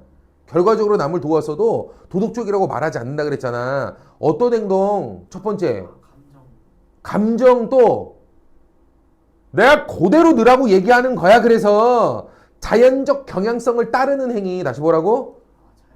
까먹었어? 거봐. 아니 지금 자연적 경향성을 내가 얘기하는데 비교를 못 하잖아. 명훈아, 그대로 읊을 수 있게 만드시라고요. 알았지? 못 알아보면 뭔 얘기인지? 자연적 경향성에 대해서 누가 먼저 얘기했었다고 지금? 그래. 칸트는 자연적 경향성을 뭐라고 말했어?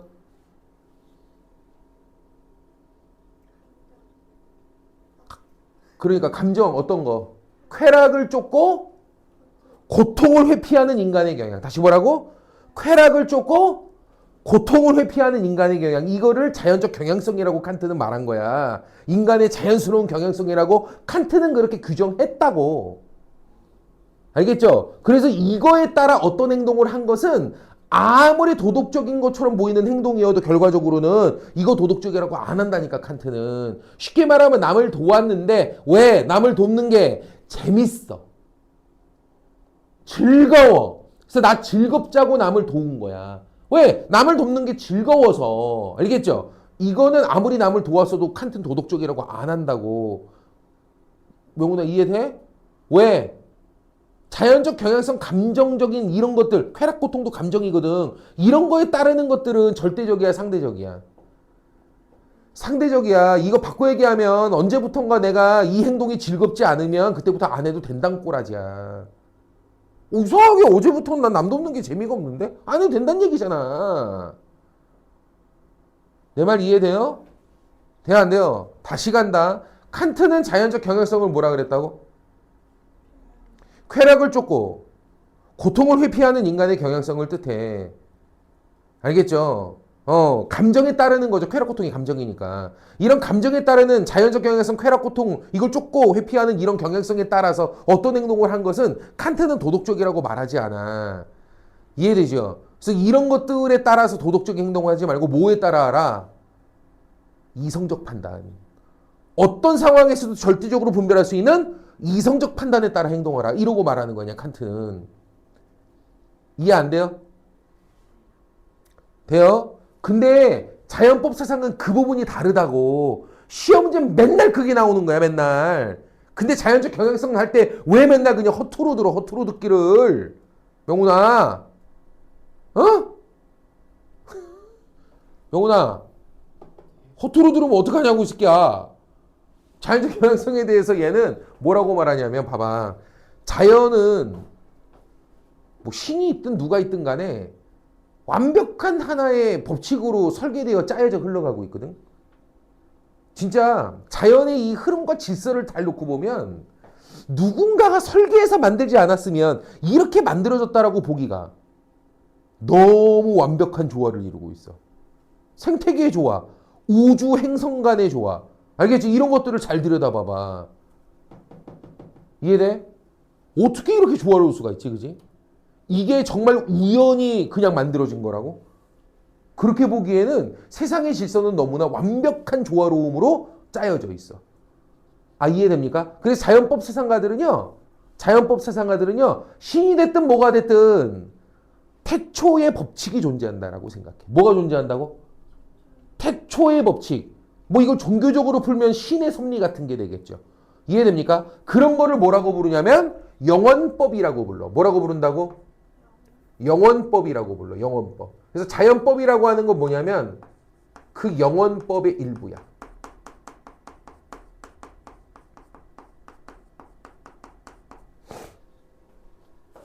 돼요? 돼요? 세상은 완벽한 조화로움으로 신이 설계한 것처럼 완벽한 조화로움으로 짜여져 있단 말이지. 그 세상 모든 것에 아울러 존재하는 이 설계, 신의 이성, 우주의 이성 같은 그런 거를 영원법이라고 불러.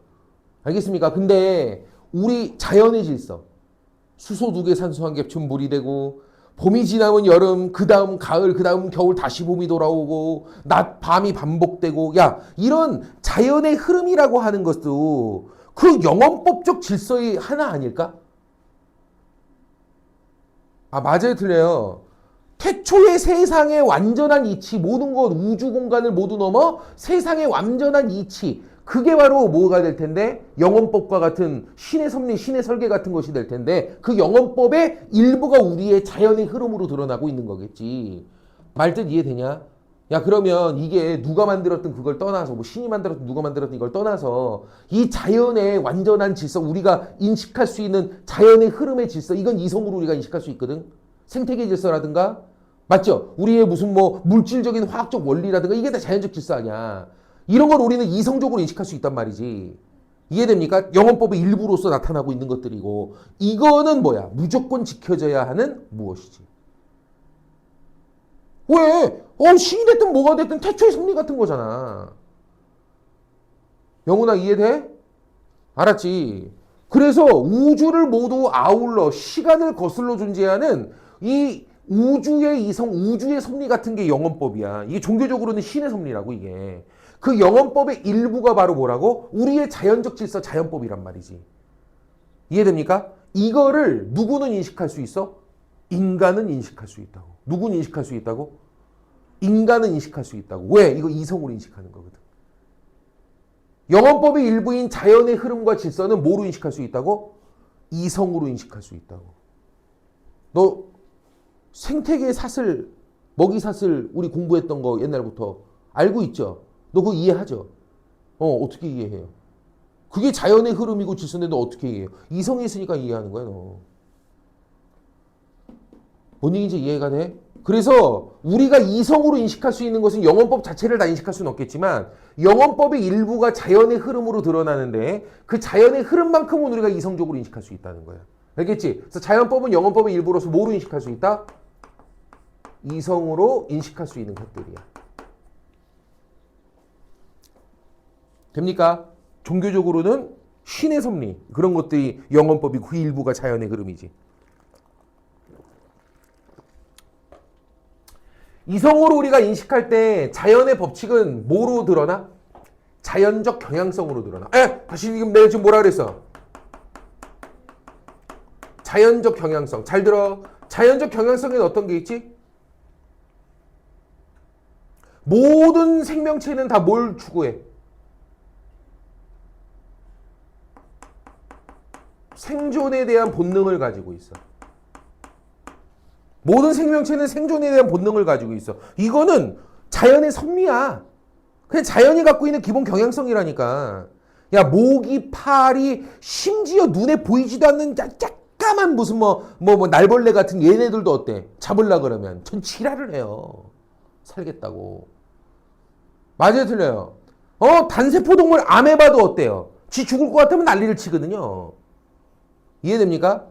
그래서 우리가 이성으로 인식할 수 있는 그 영어 자연법, 자연적 경향성으로 드러나는 이 자연법은 생존 본능 같은 것들. 이게 자연적 질서야. 또 어떤 거 있지? 모든 생명체들은 뭘 보존하고자 해? 종족을 보존하고자 해. 이해됩니까? 또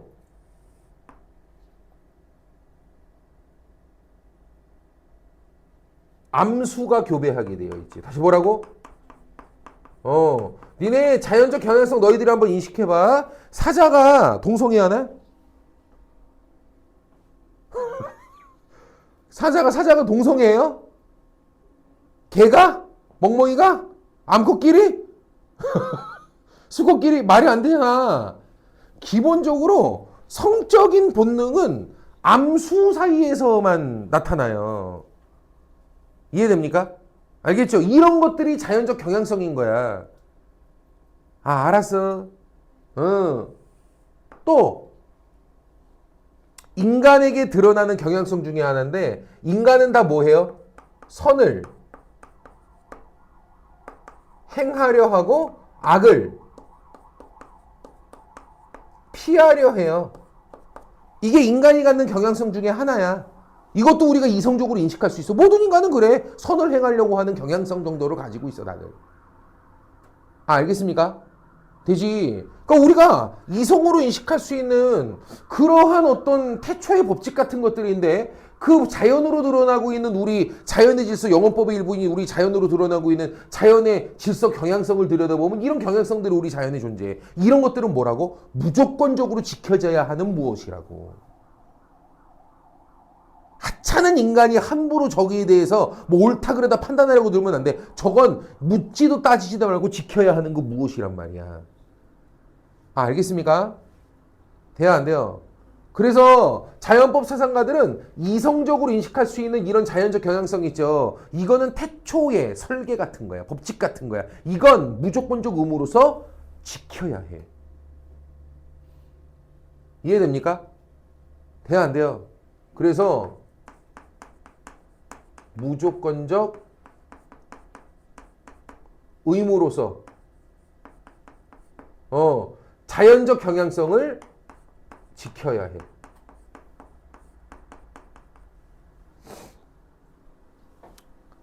알아듣겠어? 그럼 잘 봐봐. 지금 보니까 칸트가 됐든 자연법 사상가가 됐든 둘 다 어때? 이성으로 인식할 수 있는 법칙이 있어. 뭐가 있다고? 이성으로 인식할 수 있는 법칙이 있어. 그 이성으로 인식할 수 있는 법칙을 뭐 해야 돼? 무조건적 의무로서 우리는 지켜내야 해. 이해돼?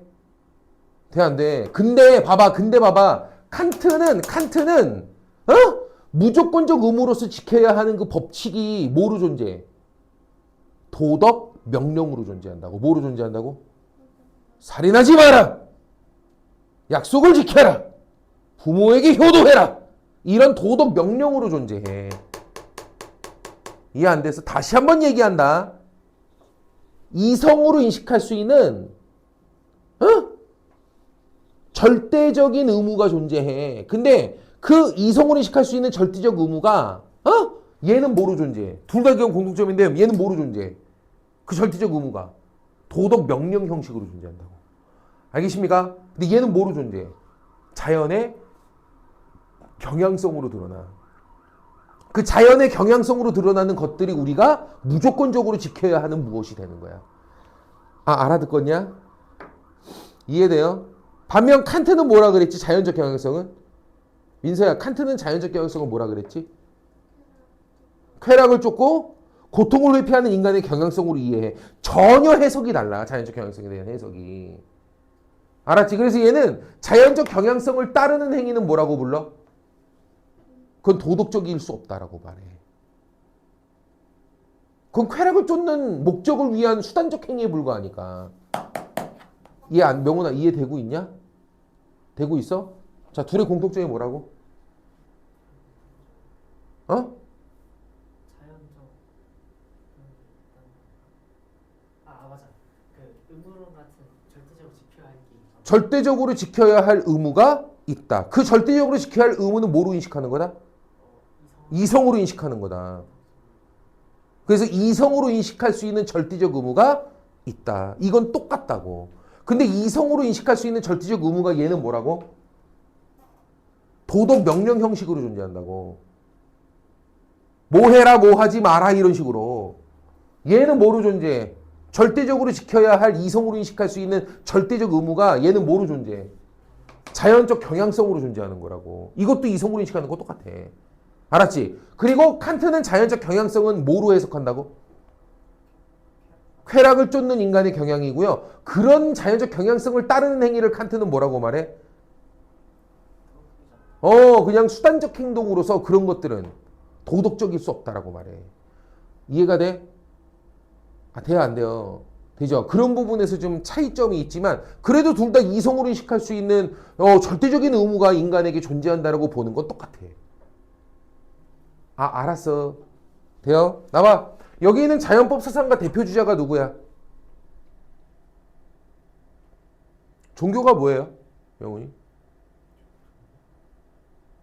네 종교 너 몰라? 종교. 종교 없어? 아, 너 뭐 믿냐고. 크리스트교, 뭐 이슬람교, 힌두교, 불교, 기독교예요? 기독교예요? 어. 네가 자연법 사상가예요. 몰랐죠? 아이고. 대표적인 자연법 사상가가 누굽니까? 토마스 아퀴나스입니다. 누구라고요? 토마스 아퀴나스. 누군지 알아요? 네 성경 만드신 분이에요. 신학대전에서. 개신교의 뿌리. 그리스도교의 뿌리. 그러면 딱 두 사람이죠. 아우구스티누스, 토마스 아퀴나스. 토마스 아퀴나스의 신학대전은 지금의 성경의 토대입니다. 돌겠죠? 나봐. 야, 아무래도 신을 믿는 자들은 어떻겠어? 신을 믿는 자들은. 신의 섭리에 의해서 세상이 짜여져 있다라고 생각하겠지. 아, 그지 않겠냐? 신을 믿는 사람들은? 그죠? 신의 뜻에 의해서 세상이 만들어져 있다라고 믿겠지, 명훈아. 넌 그렇게 믿는 거 아니야, 지금. 아, 너 아니야? 아, 나는 무교니까 그렇다고 치는데 너는 크리스찬이라며. 아, 뭐 하나님이 이 세상 만드셨다고 안 믿어요? 근데 왜 네가 기독교라 그래? 헐. 그럼 나봐. 하나님의 뜻에 의해서 세상이 설계되고 만들어져 있겠죠. 그럼 이 세상의 질서는 우연히 만들어진 게 아니야. 완전한 조화로움으로 신의 뜻에 따라 짜여진 거란 말이지. 명훈아, 이해되냐? 신의 뜻에 의해서 완벽한 구조로 짜여진 거지, 이 세상의 섭리는. 알았지? 그러면 자연에 드러나는 모든 자연적 법칙들, 수소독에 산소 한 개 합치면 물이 돼요. 암수 교배 섭리가 있어요. 모든 존재하는 것들은 생존의 본능을 가지고 있어요. 야, 이런 것들은 다 어때? 하나님의 뜻의 일부인 거야. 신의 뜻의 일부라고. 아, 그 법칙 누가 만들었겠어, 아가야? 부모님이 생각할 때, 엄마 아빠 생각할 때. 하나님께서 만드신 법칙이지. 그러니까 하나님의 뜻 자체가 영원법인데 그 일부가 자연의 질서로 드러나고 있는 거야. 이걸 우리 뭐로 인식한다고? 이성으로 인식한다고. 자연적 경향성을 우리는 인식하잖아. 이거는 무조건적으로 우리가 지켜야 하는 그 무엇이라고. 이해돼요? 돼요? 야, 그래서 교회에서 뭐 그렇게 극히 혐오해요? 자살이요. 자살이요. 자살은 하나님께서 주신 생명을 자기 스스로 저버리는, 이것은 하나님의 뜻을 위반하는 거야. 세상에 어떤 존재가 신께서 주신 생명을 함부로 그렇게 자기 스스로 해야 한답니까? 알겠죠? 하찮은 동물들도 그렇게 안 해. 알았지? 이건 자연적 경향성 위반이야. 야, 교회에서 뭐 그렇게 반대? 동성애요. 동성애 왜 반대하는데? 세상의 자연적 경향성을 들여다봐요. 하나님이 내려주신 섭리를 봐요. 암교배, 숫수교배가 어딨어요? 맞아요, 틀려요? 개새끼만도 못한 거죠. 하나님의 뜻을 저버리는, 정면으로 대적하는 행위야. 하나님의 뜻을 저버리는 거라고. 알았죠? 그래서 이런 것들을 다 반대해요. 뭔 얘기인지 이해됩니까? 알겠죠? 이게 무슨 사상이라고? 자연법 사상이야. 알았지? 돼요? 경인고등학교 내신 기출문제입니다. 자연법 사상은 영원법이다. 이러고 나왔어. 뭐라고? 자연법은 영원법이다. 자연법은 영원법이다. OX! X겠죠. 아, 이 니네 학교 문제다. 옛날에. 자연법은 영원법이다. X죠. 아, 이게 이퀄은 아니죠. 뭐라고 바꿔야 돼요? 자연법은 영원법의 일부이다라고 바꿔야죠. 됐습니까? 좋아요. 다음에 배려윤리. 다시 무슨 윤리?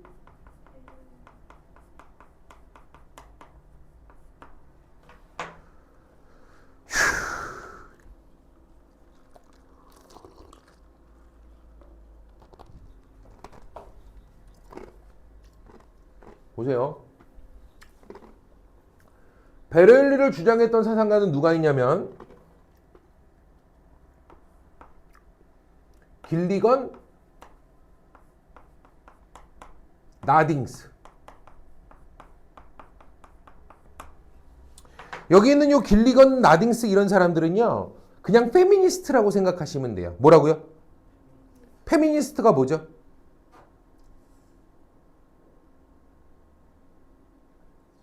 여성 자유주의자들이죠. 여성 자유운동가들 아닙니까? 페미니스트. 맞아요, 틀려요? 이름도 딱 보니까 어때요, 벌써? 여자잖아요. 됩니까? 이 길리건 나딩스 같은 여성 자유운동가들은요, 뭐라고 이야기하냐면, 근대윤리를 비판하는데, 뭘 비판한다고? 근대윤리니까 누구의 윤리? 칸트나 공리주의와 같은 이런 윤리입니다. 얘네들을 비판해요. 어떤 면에서 얘네가 문제가 많다라고 이야기하냐면, 잘 들어. 칸트나 공리주의자들은 이성으로 발견할 수 있는 보편적인 도덕 원리를 정립하려 하죠. 하나의 보편적 도덕 원리를 이성적으로 정립해서 모든 상황에 기계적으로 작동시켜가지고 선악을 분별하고, 알겠죠? 선에 대해선 뭐하고? 상 주고, 악에 대해선 벌 주고. 그래서 사람들이 선을 행하지 않고, 선을 행하고 악을 행하지 않게 만들면, 그러면 세상은 아름다워지겠지. 이해됩니까? 그런 생각을 한단 말이야. 그래서 보편적 도덕 원리에 따라 이성적으로 뭐하고? 선과 악을 명확하게 분별해내고, 선에 대해서 뭐를 내리고? 상을 주고, 악에 대해서 뭐를 하면? 벌을 주고. 이해됩니까? 그럼으로써 세상을 뭐 하겠다? 바로 세우겠다. 이해됩니까? 잘 들어. 베레윤리 주장하는 사람들은 이런 형태의 윤리학을 뭐라고 부르냐면 남성성의 윤리라고 불러요. 뭐라고 한다고? 이거는 남성성의 윤리라고 해요.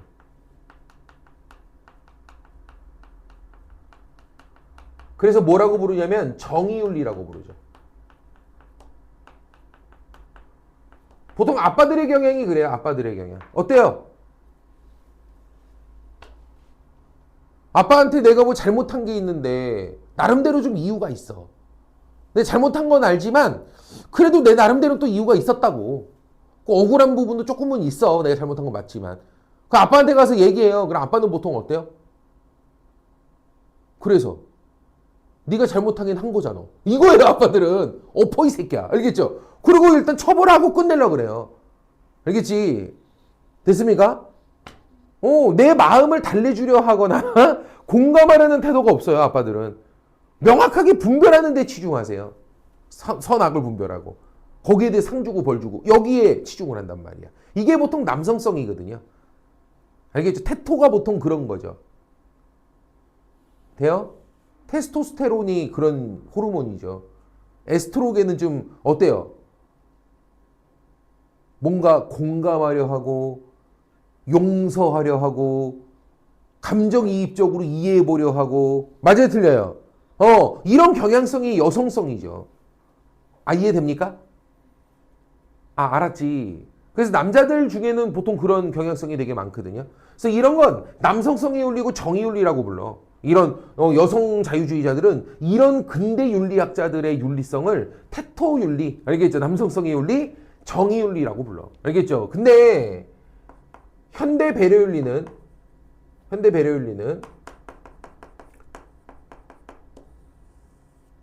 이걸 반대하는 거야. 아니, 그렇게 이성적으로 선악을 분별할 수 있는 원리를 세워가지고 선악을 명쾌하게 분별해내고 선에 대해 상 주고 악에 대해서 벌 주고 이런 어떤 아주 칼로 무자르듯이 명확하게 분별, 상 주고 벌 주고 이런 어떤 과정을 통해서 세상이 진짜 바로 잡힐 것 같냐? 그렇지 않다는 거야. 이것도 필요한 면이 있겠지만 이것만으로는 안 된다. 이해되죠? 우리에게는 어떤 윤리성이 필요하다라고 이야기하냐면 여성성의 윤리성이 필요하다. 다시 뭐라고요? 여성성의 윤리성이 필요하다. 여성성의 윤리. 아유, 그만 졸고. 그 여성성의 윤리를 뭐라고 부르냐면 배려윤리라고 불러요. 여성들은 어떤 경향성을 가지고 있죠? 이성적으로 발견할 수 있는 보편적 도덕 원리를 하나로 명쾌하게 세워가지고 분별하고 상주고 벌주고 이거 아니야. 여성들은 구체적 상황 맥락을 중시해. 이해돼요? 구체적 상황과 구체적 맥락 이런 것들을 매우 중시해. 그래서 일단 뭐 하려 해? 들어보려 해. 하는 얘기를 다 들어보고 제 마음이 어땠을지를 같이 한번 이해해 보려고 하는 태도를 갖고 있어. 이해돼요? 그래서 보통 이런 걸 가지고 우리는 얘기하죠. 아빠랑은 대화가 안 통해. 이런 말을 하죠. 말이 안 통해요. 뭐 말만 하면 뭐 그래서 네가 잘못했다는 거 안 했다는 거. 뭐 이거야 아빠는. 엄마는 근데 뭐해? 아, 네가 그때 그래서 그랬구나. 잘못한 건 맞지만 너도 참 힘들었겠다. 이러고 이해해 보려 하고 공감하려 하거든요. 말뜻 이해됩니까? 그래서 이성 말고 뭐 따뜻한 감정. 여성만이 가지고 있는 감정 어떤 감정이 있죠? 여성들이 주로 많이 가지고 있는 용서하고 공감하고 배려하고 이해됐어? 이런 어떤 따뜻한 감정 이런 것들을 여성들이 많이 가지고 있죠. 아, 알겠습니까? 이런 것들이 함께 작동해야 세상이 바로 서지 이렇게 명쾌하게 이성적으로 도덕적 원리를 세워 선악을 분별하고 상벌 내리고 이것만으로 세상을 바로 세우는 데는 한계가 있다. 알겠죠? 서로가 서로의 입장들을 잘못한 자다 하더라도 그 사람들의 얘기를 들어주고 그 안에서 그 사람의 잘못한 부분이 있어도 그 사람이 조금 감정적인 억울함이 있다면 조금 풀어주기도 하고 들어주기도 하고 이런 태도가 함께 필요하다는 거야. 그게 진정 세상을 화해의 어떤 세상으로 만들어낼 수 있다는 거지. 이해돼요?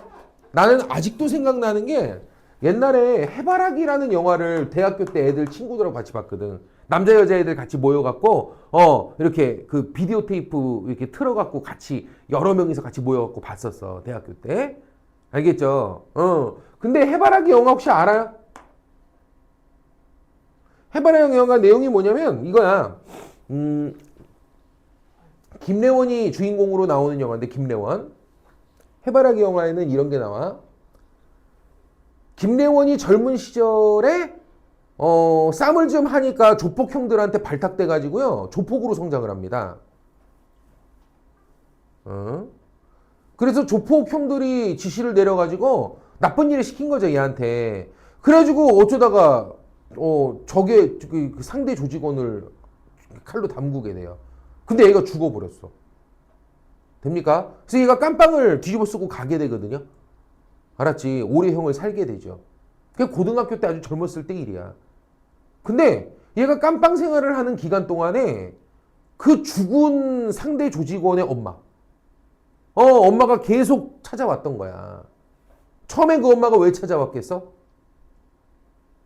내 새끼 죽인 놈이 어떤 놈인지 알겠죠? 얼굴이라도 보자 이러고 간 거야. 알겠죠? 근데 그 엄마가 김혜숙이 그 엄마로 나오는데 그 엄마가 가서 처음에 한 번, 두 번 보니까 애가 어때?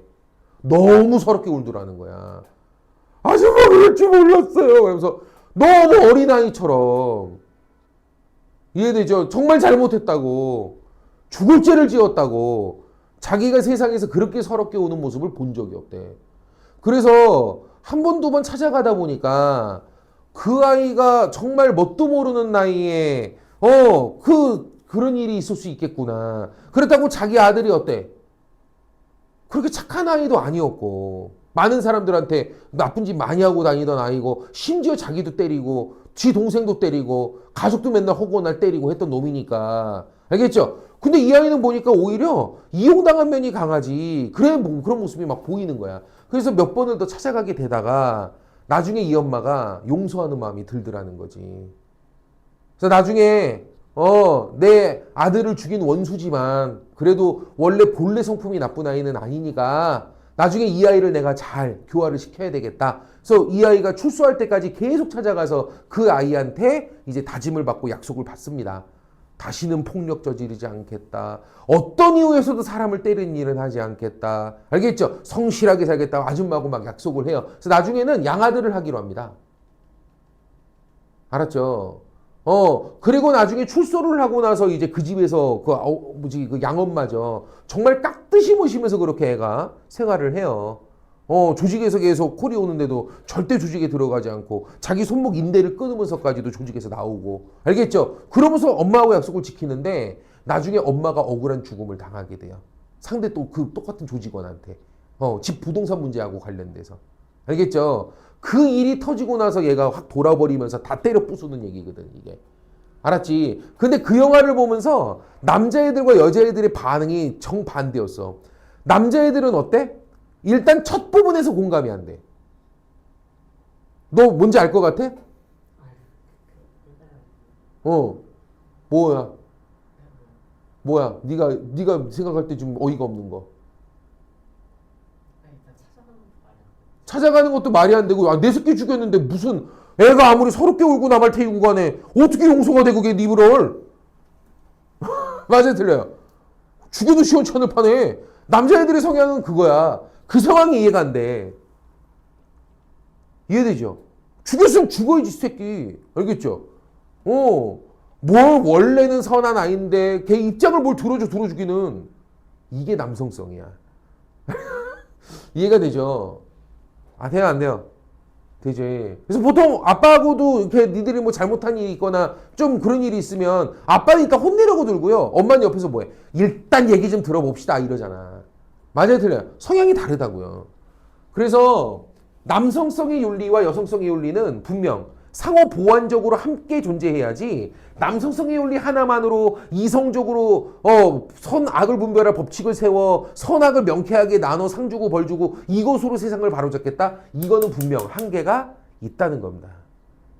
이건 필요 없다는 건 아니야. 이것만으로 세상을 바로 세우기에는 한계가 있다. 알겠죠? 뭐가 함께 필요하다? 이런 이성이 아닌 감정으로 용서하고 배려하고 공감하는 이런 태도로. 알겠죠? 그렇게 이런 여성성의 윤리가 함께 보완적으로 같이 작동할 수 있어야 세상의 질서가 바로 서고 윤리성이 바로 설 수 있는 것이지 남성성의 윤리 하나만으로 이런 정의 윤리 하나만으로는 세상을 바로 세우기 어렵다. 이해되죠? 그리고 잘 봐. 이런 배려 윤리의 입장으로 놓고 보면 개개인의 권리가 중요할까? 우리 공동체가 더 중요할까? 항상 나와 남을 같이 고려하고 생각하는 입장이라서 얘도 공동체주의적 입장에 놓여 있어요. 돼요? 니네 시험 문제 뭐 나올 건지 안 보여? 수능에서 주로 다루는 포인트가 뭐일 건지 안 보여? 야, 수능은 하나하나 따로 내겠냐, 비교해서 내겠냐? 칸트 음모론하고 뭐 비교하겠냐? 뭐 이 새끼야, 왜 자꾸 삿대질이야? 뭐? 자연법 수상하고 맨날 비교해서 내는 거야. 뭐 가지고? 자연적? 경향성 이거 가지고. 이해돼요? 얘는 뭐하고 비교해서 내겠냐? 비슷한 거 안 보여 지금? 뭐 눈깔이 삐꾸야 지금 여기 그대로 써있는데 똑같이 지금. 똑같잖아 지금 거의. 둘 다 덕윤리하고 배려윤리하고 둘 다 공통점이 뭐야? 근대윤리를 비판하면서 등장했어. 이성적으로 보편적 도덕 원리를 세우고 선악을 분별하는 행위의 선악의 행위 분별을 할 수 있는 보편적 도덕 원리 이성적으로 세우고 이걸 강조하는 근대 윤리를 비판하면서 나온 게 덕윤리하고 배려윤리야. 이해돼요, 안 돼요? 그래서 둘 다 뭘 중시해? 이성적으로 보편적 도덕 원리를 하나로 세우자 이거 아니야. 둘 다 뭐야? 구체적인 상황과 맥락을 따로 중시해. 개별적으로. 써 있는 거 안 보여 지금? 보여? 보편적 도덕 원리 하나를 다 적용하고 이런 거 안 한다고. 구체적인 하나하나의 상황과 맥락을 중시해. 이해돼요? 이성을 강조하지 않아. 뭘 중시해? 감정. 이해돼요? 다음 둘 다 무슨 주의야? 공동체주의적 관점. 이게 똑같아. 이해됩니까? 그래서 둘 다 뭐를 반대한다? 보편적 이성, 보편적 도덕 원리, 선악의 이성적 분별 이런 걸 반대해. 이해돼요? 둘 다 구체적 맥락과 상황을 중시하고요. 알겠습니까? 그리고 뭐 감정을 중시하고요. 됐습니까? 공동체주의적 관점이 있고요. 이런 것들이 둘 다 공통점이에요. 됐습니까? 좋아요. 오늘은 배려윤리까지 보시고요. 다음 시간에 책임윤리하고 담론윤리, 과학적 접근 요거 보면 서양윤리 이론은 다 끝납니다. 알았지? 다음 시간까지 숙제는 뭐예요? 필기. 아가야, 첫 번째 시작부터 필기 깨끗하게. 알았지? 왜? 싫어? 아니요. 깨끗하게 해가지고 검사 받으세요. 이 새끼들 안 되겠어. 기본 태도가 안 돼 있어.